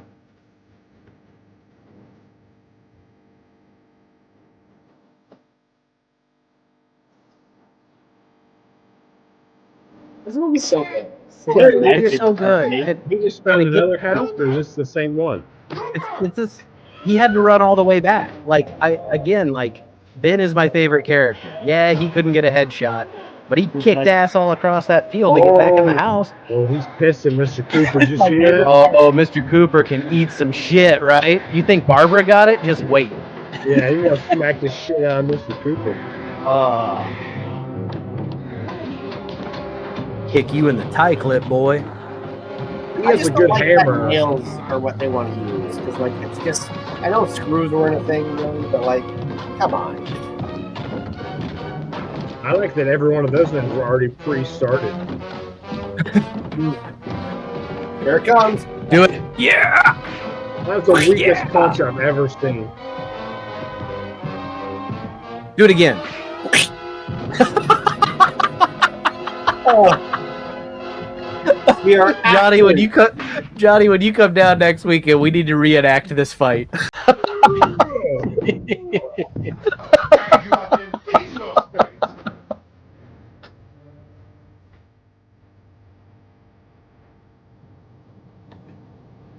And scene. So here's your little factoid for this right here. Now, a reason that George Romero went with black and white, he said one of the Here's most the body gruesome horror. scenes he's seen was the scene where Marlon Brando got beat up on the waterfront, and the blood in that scene was so real looking. That's why he chose to keep this black and white. So, like in this scene and other scenes where you see blood, it's actually chocolate syrup is what it is. And these zombies, what they're eating is roasted ham. I mean, it looks like they reached in like they were right grabbing here, a chicken leg. the intestines. Yeah. Like this, you know, Those are sheep. that liver. That's a liver. Clearly a liver. And do you recognize At them 8 as years zombies? old, seeing this, having never really seen a horror movie, Yeah. that's an obvious ham bone. This is like Caligula for zombies, you know? I mean, I would say this though too, Nate. I don't know if you ever saw, but in the '60s, they made Jello molds with like bologna and stuff in them. So this isn't that weird. Yeah. But yeah, I don't being in black and white, it just has that more of that realism. So it's more shocking than. But I think chocolate sauce has like a good texture, like where you don't have the color, like you can definitely look like blood. Yeah. I think Hitchcock used chocolate syrup for Psycho for the blood in the shower scene. Oh, only 10 more minutes? We don't have very long to wait. We can That's a leave. great insight. That is 10 minutes is not that long of a time to wait. It's 10 minutes to 3. Is this 3 a.m. or p.m.? Do we know? Gotta be AM at this point. Yeah, it's in the middle of the night. Is Willard the nearest town?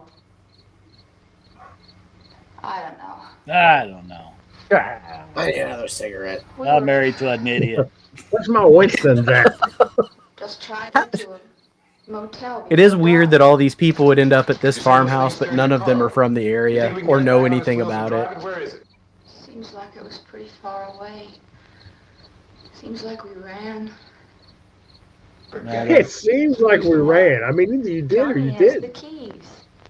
You're gonna carry that child a mile through that army of things out there? I can carry the kid. That's right. What's wrong with her? How'd she get hurt? I'll carry her. You know why? Because he's One of Ben. those things grabbed her. Bit her on I the ain't a arm. punk bitch. Yeah. Oh, wait, they bit her on the arm? Who knows what In- kind of into a disease those zombie? things carry? In a world of Mr. Coopers, be a Ben. Really? She can't walk. She's too weak. You have a car? Where? Where is it? You won't be able to start it. Yeah, I know. Where is it?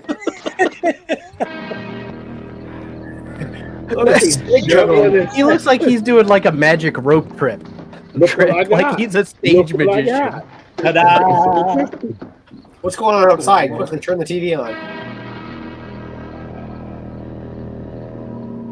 I feel bad for this guy that has to act in his boxer shorts the entire. That's like the 10th The time entire we've seen time. It is not warm. There's no way it's warm enough. this. We're gonna like cut. All right, go sit down. We'll call you in a minute. Mysterious radiation continues to increase steadily.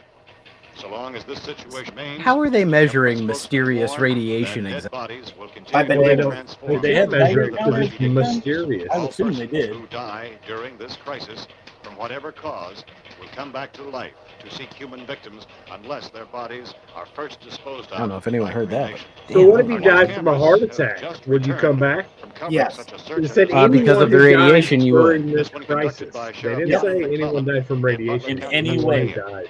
In Now let's any go to that way. film report. All law I enforcement love So agencies is it- and the military This In- top in- is my organized favorite to actor. search out and destroy the marauding ghouls. That's what I'm talking about. A Survival posse. Command Center at the Pentagon Let's get 'em, has boys. disclosed that a ghoul That guy had a can be handheld radio killed with by an a shot in the antenna head that was about or a 30 heavy blow feet to the long. skull. Officials are quoted I mean, as saying he spun around once the and it brain looked of like a ghoul has fishing been pole. activated by the radiation. The plan is kill the That guy's brain from Australia. and you kill the ghoul. He did have like a Republican convention. crocodile Dundee hat going on. Good day. What's that guy got? Cigars in his hat? I had my 3 cigars just in case. Was it cigars? So, I was like, I thought he had a Kit Kat. Kit Kat. 3 Twix bars. Well, I got my bandolier and my Kit Kat, and I said, this is a chance to shoot some folk, and I'm excited about it. These look like guys I grew up with in the sticks. We heard them making all kind of noise. We came over and beat them off. I like the news station wagon. Yeah, okay. Chief, if I were surrounded by 6 or 8 of these things, would I stand a chance with them? Well, there's no problem. If you had a gun, shoot them in the head. That's a sure way to kill them. If you don't, get yourself a club or a torch. Beat them or burn them. They go up pretty easy. Well, Chief McClellan, how long... That guy remembered all his lines, everybody. All his lines. Well, that's pretty hard to say. We don't know how many of them there are. We know when we find them, we can kill them. Are they slow-moving, Chief? Yeah, they're dead. They're all messed up. They're all messed up. They're all messed up. Be able to wrap this up in 24 Love hours? it. Well, I do too. We don't really know. We know we'll be into it most of the night, probably into the early morning. We're working our way toward Willard, and we'll team up with the National Guard over there, and then we'll be able to give a more definite view. Thank you very much, Chief McClellan. This is Bill Cardill, WI. Good job, Bill. TV 11 News. I would like to point out that on the news it is the daytime and the nighttime. It is both. It's a rerun. They are talking to those guys on the bridge in the day. It's a rerun. Wow. The zombies just figured out how to cut the power. Fuse box in the cellar? I found a breaker box. Time for a factoid. The power lines are down. Almost, yeah. Oh, I thought I heard it. No, almost. I have to get that gun. So again, kids, fuse boxes were prior to breaker boxes. You had to actually take a little plug out like a battery and put a new one in when they were to break. Take a look. I remember that well as a child. Scary as hell. Johnny, as much as I love your millennial factoids and trying to bridge the gap, I don't think people watch us that are younger than us. That's fair. Maybe Derek. I'm probably the youngest one here. You are definitely the baby. I don't feel it, man. I don't feel it. You have 2 kids. Where did he get the table leg at? Did Ben leave the table leg outside? What an idiot. Yeah, he left his torch out there. Well, here's a quick fact. Found a brick. Right? We're in the farmhouse here. So the cemetery scenes, jumping back to the cemetery, were filmed in Evans City Cemetery in Pennsylvania, while the rest were filmed in the farmhouse. The farmhouse was set to be demolished, which left the crew to use it freely, so they were able to use it however they wanted. I think during filming, they actually stayed in the house instead of going back and forth from town to the country. Like who? The whole cast and crew? Most of them, yeah. Except for Mr. Cooper. That guy was an ass. God, I bet having to bunk with Cooper sucked. You go get his... No, I think that Brenda, or whatever the hell that lady's name is, she would be the worst. She just sit there and stare at you, play with the doily. Brenda. Here we go. Cooper versus Ben. Oh God, I hope Ben wins. I think we all know who she's rooting for. Chick chicka boom, chick chicka boom, chick chicka boom. She's like, thank again, God man. The time period. Yeah. The fact that he's African American and taking control. This is badass. I think so.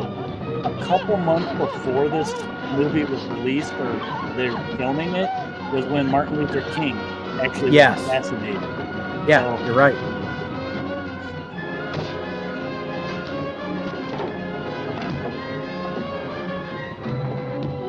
I'm dying. I'm dying. Sell it. Sell it, Coop. I'm dying. Featured Hatchet. That Hatchet was the real star. Yeah, it really was. It was the carbon rod we all came to see. Trying to get to the place first so we can get a smoke. There is another Where's my Winston?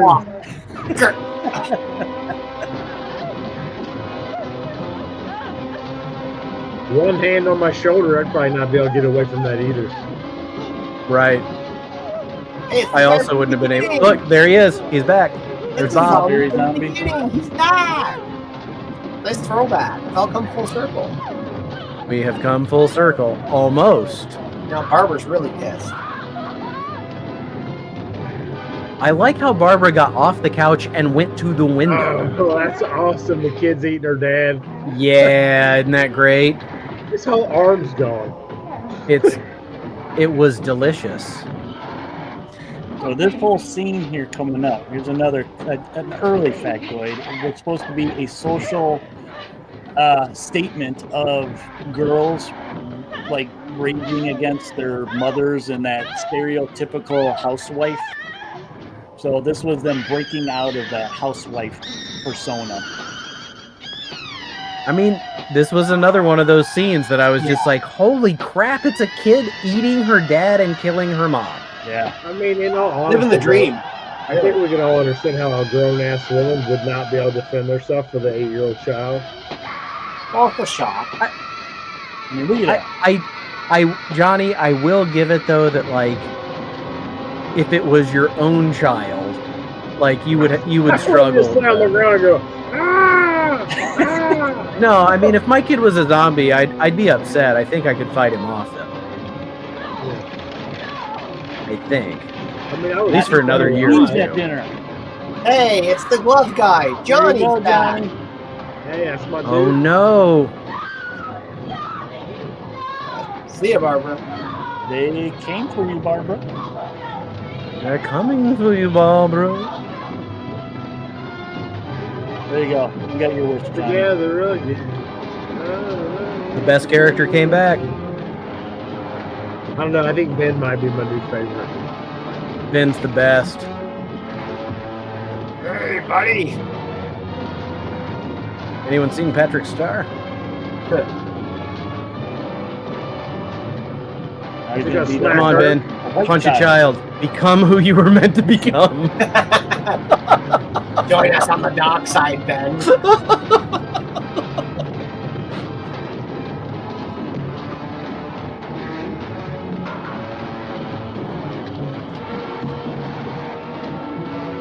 House party. Yeah, I love this. The way they wander in and just kind of like look around. What are we doing? Are there sandwiches? Even the zombies have their shirts tucked in.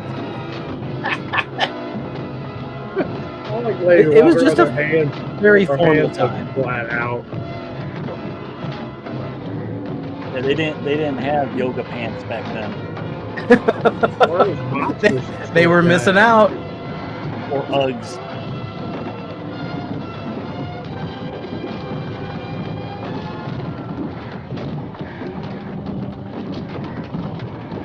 So this is the entire crew and cast. Right.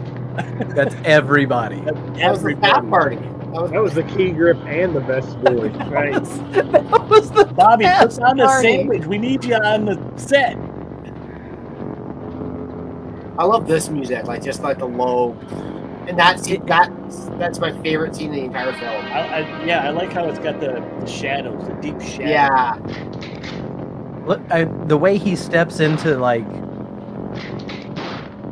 that little shaft of light, right? Yeah. Again, just these quick cuts, these like it just keeps moving. And this music, like that is such a beautiful shot again. I don't want to stare at her all day. Yeah, that's just awesome. Matt's still all about the car. He wants to get those keys out of Johnny's pocket when he came through the window. We all have a different perspective. Yeah. We haven't received another ad since the beginning, eh? Good. Thanks for jinxing us, Derek.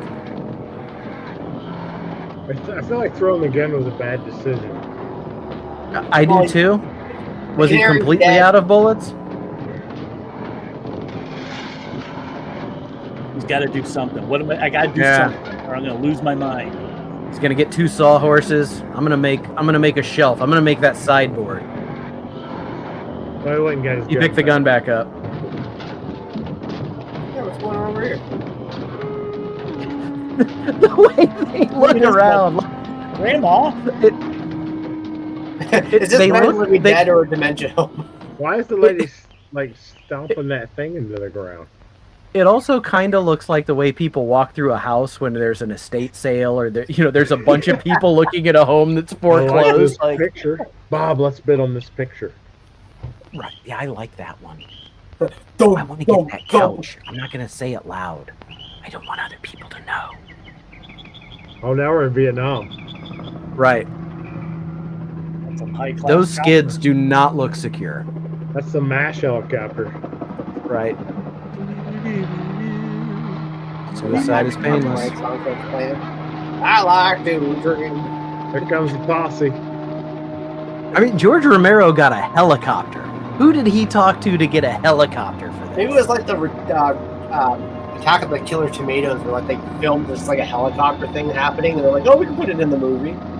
That was a great Attack of the Killer Tomatoes was popular because they had that helicopter crash in its movie because something hit the tailspin or the tail rudder, and the helicopter spun out of control and crashed. It wasn't supposed to do that in the movie, but they got it and then wrote it into the movie. Wow. Can German shepherds smell zombies? Cadavers.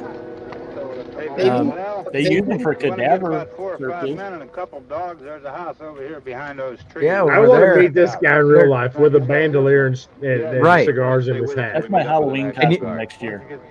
And that should be all of our Halloween costumes next year. You know what this guy's really looking for? He's looking for a chance to beat off some more guys. I think he wants to beat Chewbacca. He wants to beat off as many guys as he can. This is his time. I mean, All right, it's Steve, important tell him beat we're gonna off go beat him guys off. when you have the opportunity. Like if they're coming at you, you just got to beat They're all them off. messed up. Hey, there's John from Old School or Old Stuff at School, and Brad from Wellbore. What's up, boys? Ben looks exhausted. I feel bad for him. Hello, Canadian Derek. Is he the only one left? Mm-hmm. Yes. Can we say Ben is badass? Ben is badass. Ben is okay. So he's the hero of our story? Yeah. Ben's my hero. I gotta make copies. And I look at Well, what's the purpose of squatting there? Does anyone know?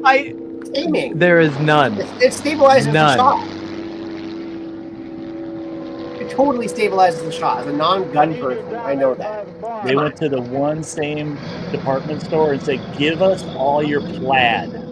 I gotta tell you, this is the worst costume design I've ever seen on this guy in any movie ever. It's outstanding. Yeah, it sure looks like it, Tom. He's like Harvey Bullock's cousin. Like, he's not good enough to be at the city, right? Yeah. Gotham don't want him. Country Bullock. So we're getting towards the end. I have 2 more factoids. So here's one right here, guys. This movie, Night of the Living Dead, was considered the most profitable indie of all time, earning a whopping 250 times its budget. Oh, my face! Not the face! Ow! They got me in That the was eye. a very fast reaction for the zombie. You want to get out in that field and build me a bonfire? Nick, Tony, Steve, Dave, other men's names. These are the Daves I know. I know Now, that this one is- too. this is Another 60s. Canadian show. There should have been another Johnny or Drag that John. out of here and throw it on Oh, the fire. here, just keep an eye on Ben here for a All right, minute. go ahead down and give him a hand. You go down there too. Is that Michael Douglas? That was Michael Dorglas. It looks like him. That's his cousin. That's right. Oh, they At just this shot time Ben? period, it's probably his dad, Kurt Douglas. Okay, he's dead. Let's go Yeah, get him. That's another we one just for the joked fire. over the most traumatic part of this movie for me as a child Yes. is the fact that Ben survives the night, but he is killed Because they by thought the he was a posse. zombie. Our white cops in the day. And then meat hooks. There's some meat Yeah, hooks. This is so gruesome how Yeah. it's so gritty. Yeah. But this, okay, so as a kid, when this happened, like, this was a moment where, like, things like the way the world really is started opening up. Oh, crap, the good guys don't always win. Nope. Right? No. And this literally is one of the first stories where I saw that, because kids movies don't have that. And to see this as a kid, I don't know. It was very formative in my. I gotta be honest, the meat hooks are kind of good, but I also think it's funny right now that Chili Billy Cardille is in this, and they emphasize that it's Chili Billy as his nickname. Well, that's what everybody called him around the set, man. Chili Billy. Because it's much easier than saying Bill. Right. You need as many syllables as possible. Also, as many helicopter sound effects. Yeah, I am. It is disappointing that it took me 46 years to watch this, because it was quite enjoyable. Yeah. And let's see. Matt from Impressed is another one. And that was the other thing. That Ben's right next to the zombie from the beginning. But they put him in the same truck. It's great. It's great. This voiceover stuff is good too. Yeah, they have like a lot of closure in the credits where they're closing out. Yeah. We killed them. Everybody's dead.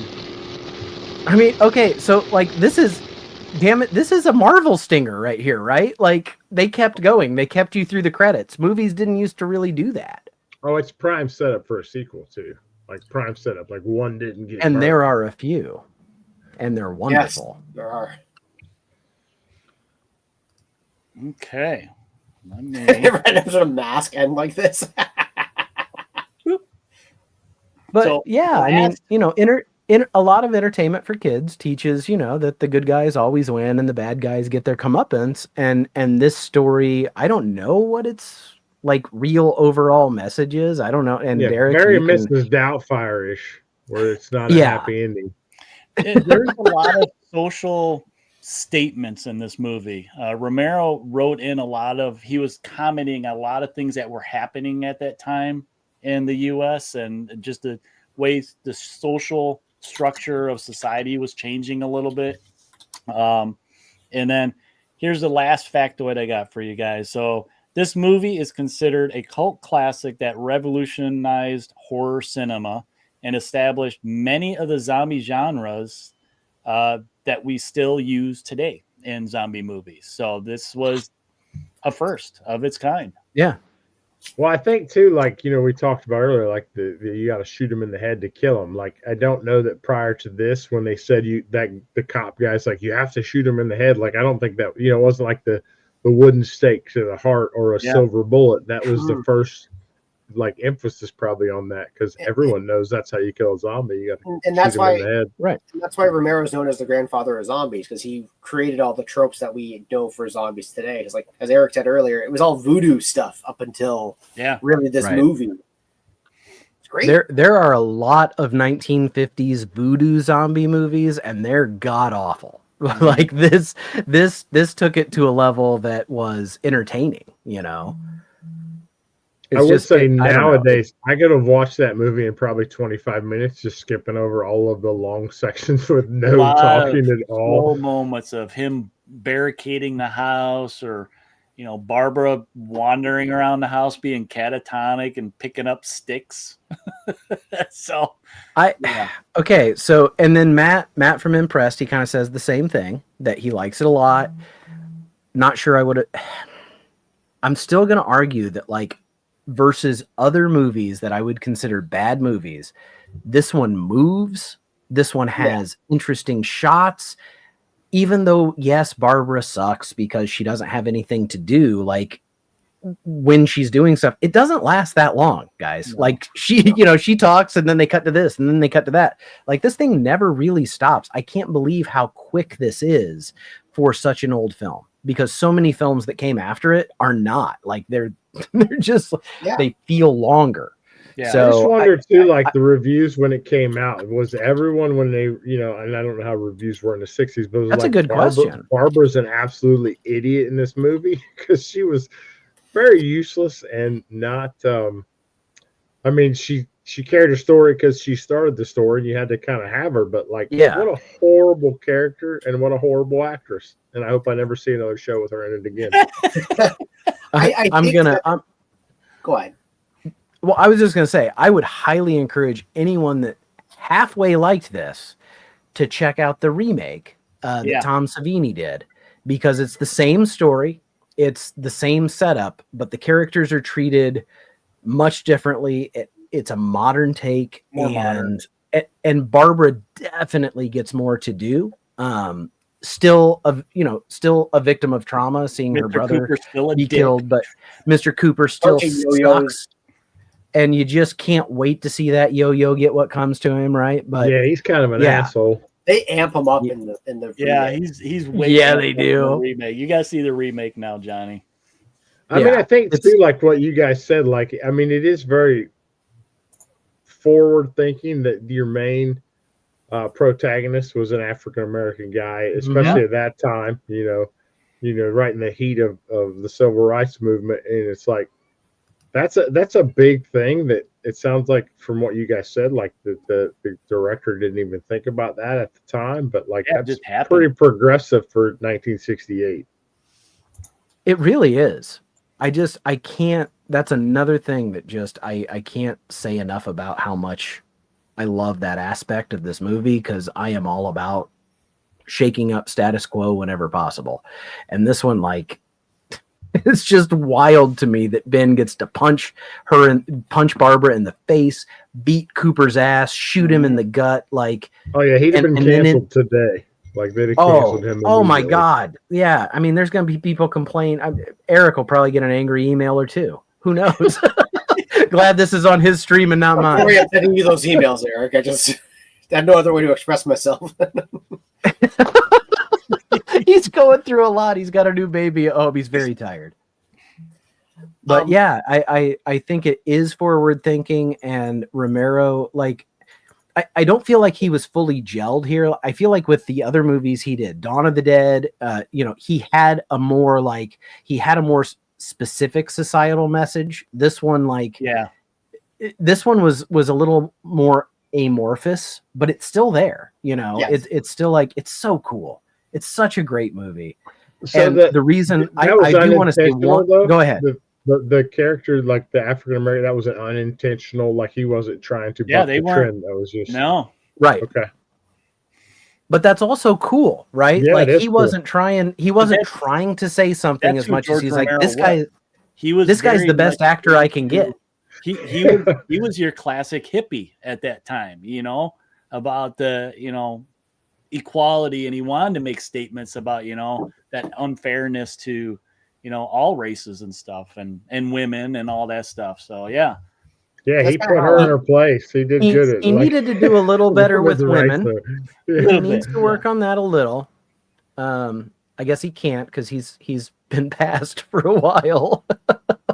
He did it in Dawn. In Dawn he did it in Day too. He did it in Day too. Yeah, but like I feel that in the same vein as this, like Alien is another example where everybody's names were neutral and they just hired based on, like, the fact that Ripley was a woman was just by happenstance. It wasn't right a lady, and then that became influential because of I mean, that's not just a woman, that's Sigourney Weaver. But she wasn't anybody at the time. I mean, she's everybody. Did you guys want to talk about another formative moment in young Nate's life? Because watching that movie at the end where she's like, well, everybody's dead, I guess I should strip down to my underwear and have a tuft of hair stick out. That's what I do when everyone dies. Same thing. Well, it's what we all do. I mean, what I'm doing right now. You can't see me from the waist down. Yeah. Johnny, I'm Donald ducking it. This is a half shirt. You're wearing a crop top. It's a halter top. Let's be like specific. Halter, sorry, I don't know the terminology. I just know how to appreciate the way it looks.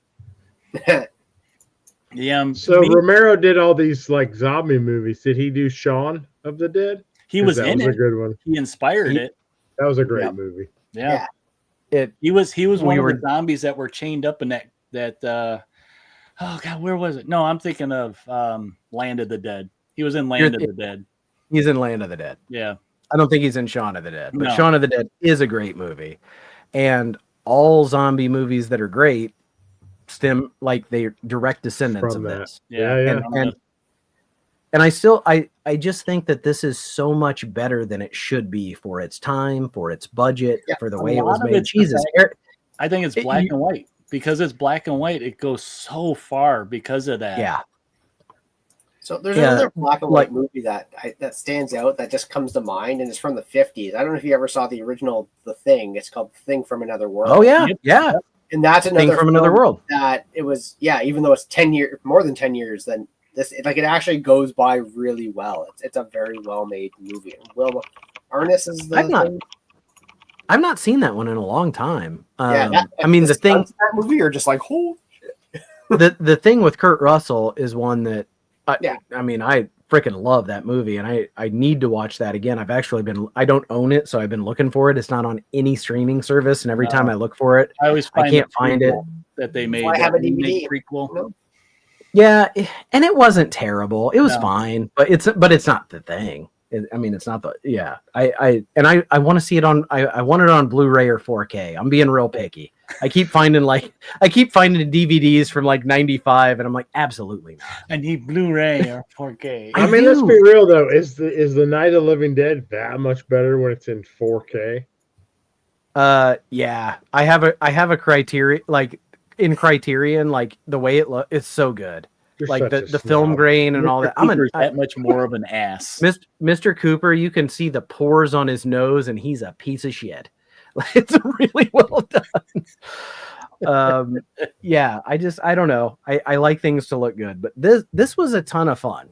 Like, I really liked this. Agreed. I had a blast. I appreciate you guys inviting me on.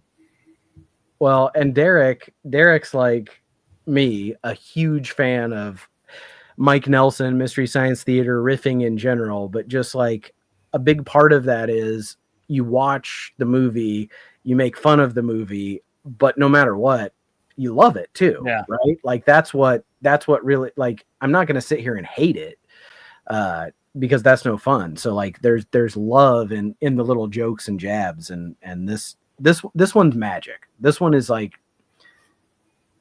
it's just so special to me personally because of like it being the first horror movie I ever saw, and like making me like, I know that after this is when I would go to Mr. Video, which was the video store in the town where I lived, and I would get any horror movie I could find. And I know Eric knows, like, those VHS, the cover art on those for Please and Night of the Comet. Oh, I got that one downstairs.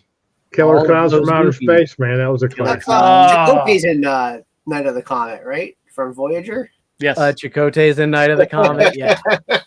It's the only thing I've ever seen him in that's not Voyager. Yeah. It's probably good. He's just as dynamic. Star Trek nerds. Did he have the face tattoo in that too? He did not. Cowboy hat, he was. Didn't he? It was 80s Chakotay. Yeah, he had some kind of accoutrement. I can't remember what it was, but it was like the chicks in that movie were the cool ones. He sucked. Yeah. So yeah, we'll have to find another public domain movie to do this again, because this was. I this just was a googled. blast. There are quite a few. Yeah, there are a lot. I know Plan 9 from Outer Space is on there. That's true. But yeah, me and Nate made a list of different ones we could do. Some of them we may just throw everything out the window and say, hell with it. We love this movie. Well, yeah, there's one that Eric really has in mind, and I'm like, dude, you'll get copyright struck or whatever it is. But what is it, Eric? He's hell bent. Yeah. Do you want to say it? I may have to speed that one up because I think we did okay if I speed up. Rawhead Rex. It's a classic Clive Barker movie. Yeah. It's your channel, man. See, I'm with you, Derek. I'm like, I ain't risking my channel. Do a rotation. I'll do Human Centipede. Do a Human Centipede. I'm just kidding. But yeah, we have a list of movies we'd like to do. So yeah, it was a lot of fun. Yeah, this was a blast. So much for having this. This is Derek. Good. Derek and Johnny, thank you for hanging with us. Absolutely, man. Very much. I'm so happy that this was your first time, Johnny. Okay, Johnny. I know we were riffing and joking the whole time, but where would you put this? Like, what would you? Give it a letter grade. I like to give things. I mean, I think what you said is what's the most important thing is like think of every zombie movie you've seen, The Walking Dead, Zombieland, Shaun of the Dead. All of them wouldn't be what they were without this, because this created some basic concepts of, they eat each other. When you die, you become a zombie. Like none of that existed prior to this. So, I mean, you have to rate it high. I mean, cinematography was okay, but acting was an F minus on the acting. But also that horrible acting is what made it enjoyable. That they were so bad. I would give the acting like a C a lot of the times, but because it's a C, it ends up being an A because it's fun to watch. You must be great. I don't know. I don't know. Like that was. I mean, I'm an easy grader. It's a problem at work. I did like the different like shots and it made it quick because it was a slow. If you just didn't have all those cuts, it's very slow. But when you break it down, you chop it and you move it and you spin it, like it does seem like it's moving faster. But let's be real. I mean, it's pretty bad. It's okay. It's poor acting. It's poor makeup. Would you watch it again? I think I'm kind of like Matt. Like it was fun watching it with a group. I don't know that I'd sit by myself and watch it and be like, "Oh, this is such a good movie." It's not Star Wars. I would watch Star Wars every day. But it is a great watch with a group of people where you can comment and not take it seriously. I'm really curious. I want to hear your critique after you watch the '90 remake, the Salvini remake, because he was a huge fan of the original. So it was like an honor for him to do the remake, and I'm curious to see what the comparison. Well, the story and the concept is fantastic. The stuff that you take away, like, and again, the way that they did the shots and the angles and the shadows, they gave it a lot of like excitement and again, if I take myself back in time. Obviously, I wasn't alive then, but if I think then, I mean, that would have scared the shit out of me. Like, when he walks up the stairs and you see that, I guess it was a woman, her chewed up head, like that would have been terrifying. But I'm numb to that stuff now because of everything on. I mean, you see real people and real stuff happening on the internet now. You don't, so you're kind of numb to that. But I can't imagine like even especially not rated, like a 12 or 13-year-old kid going, "Yeah, let's go see this Halloween movie and getting shit scared out of it." Yeah, 1968 probably run out of the theater. Yeah, Rotten.com wasn't around yet for this, I want to go. I want to know what you guys like. So Johnny, what's your overall grade for this? Like, I don't care. Like for everything you said, that's all true and valid. Give it a score. I'd have to say an A minus, and the reason it's not higher is because of the things that I took away from it. The horrible acting, very long drawn out, but because of the impact of what it did to everything else, like you have to keep it in the A realm. Because I absolutely love Zombieland. I absolutely love Shaun of the Dead. And without that, you don't have those movies. Yeah, 100%. Tony Todd is in the remake. Yes, Matt. Yeah, yes, he is. He's been. Oh, Tony Todd's good too. Yeah, Tony Todd, Star Trek all day long. Candyman. Eric, let's go. Eric, I know you won't. Yeah, I mean, what's your letter grade? I give it a top A. This is the movie that started all the other movies that I love. I don't know if there's another movie I love more than this. Then like maybe a different genre come close. Horror movie wise, though, this is my favorite horror movie of all time. I mean, I like Evil Dead for what it did, but I like the zombie genre, and this is the one that started it. Yeah, it's got bad acting, but I am entertained by bad acting because I could see them really trying. I can too. And that's entertaining to me. And the effects. I mean, think about the effects. Groundbreaking for at that time. And the filming, nothing's ever been done like that before. So this is my favorite horror movie. I mean, you've obviously never seen Santa Claus versus the Martians, right? I have. I've seen it so many times. Yeah. I've seen it so many times. Derek, what's your letter grade? It's an A. Where do you Solid put A. where? Solid A. Yeah. Solid I mean, A. That's like a 95, right?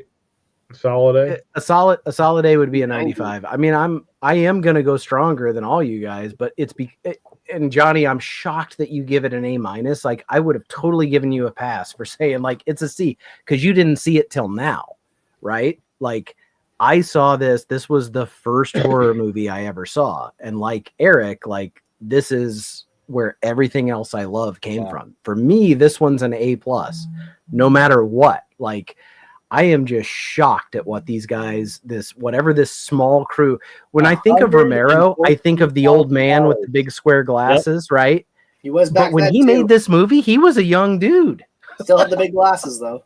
Yeah, he did. For me, part of it, the first horror movie I ever saw was The Exorcist, and that movie is absolutely terrifying. I was like 10. That was 1973. Like so it that ruined me for like I did not want to watch horror movies as a child because of that movie. Had I seen this first, I'd have been like, "Oh, these are fun. It's kind of campy, kind of scary."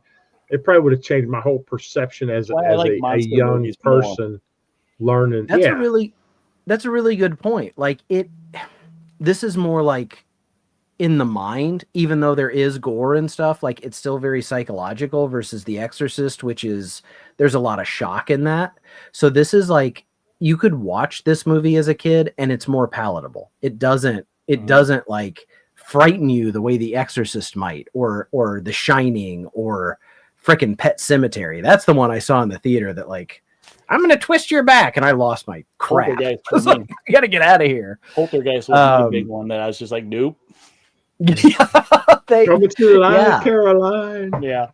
But yeah, I give this one an A plus, but that's because of where it falls in my life and in my love of horror movies. So I think everybody's opinions are valid because they're their opinions. But I was gonna ask Matt too, and because it's his first time, and he gives it a B plus, and I think that's fair.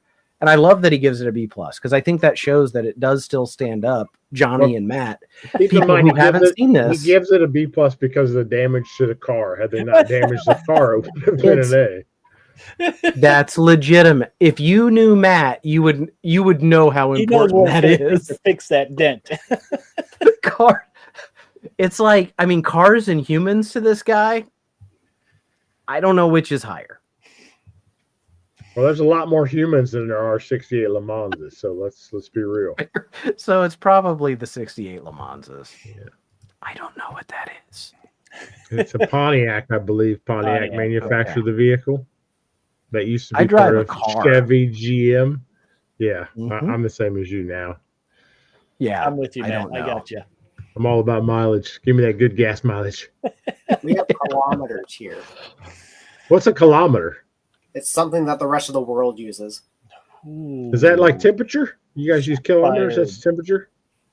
Yes. We use freedom height here. So yeah, how's that working? We have freedom units.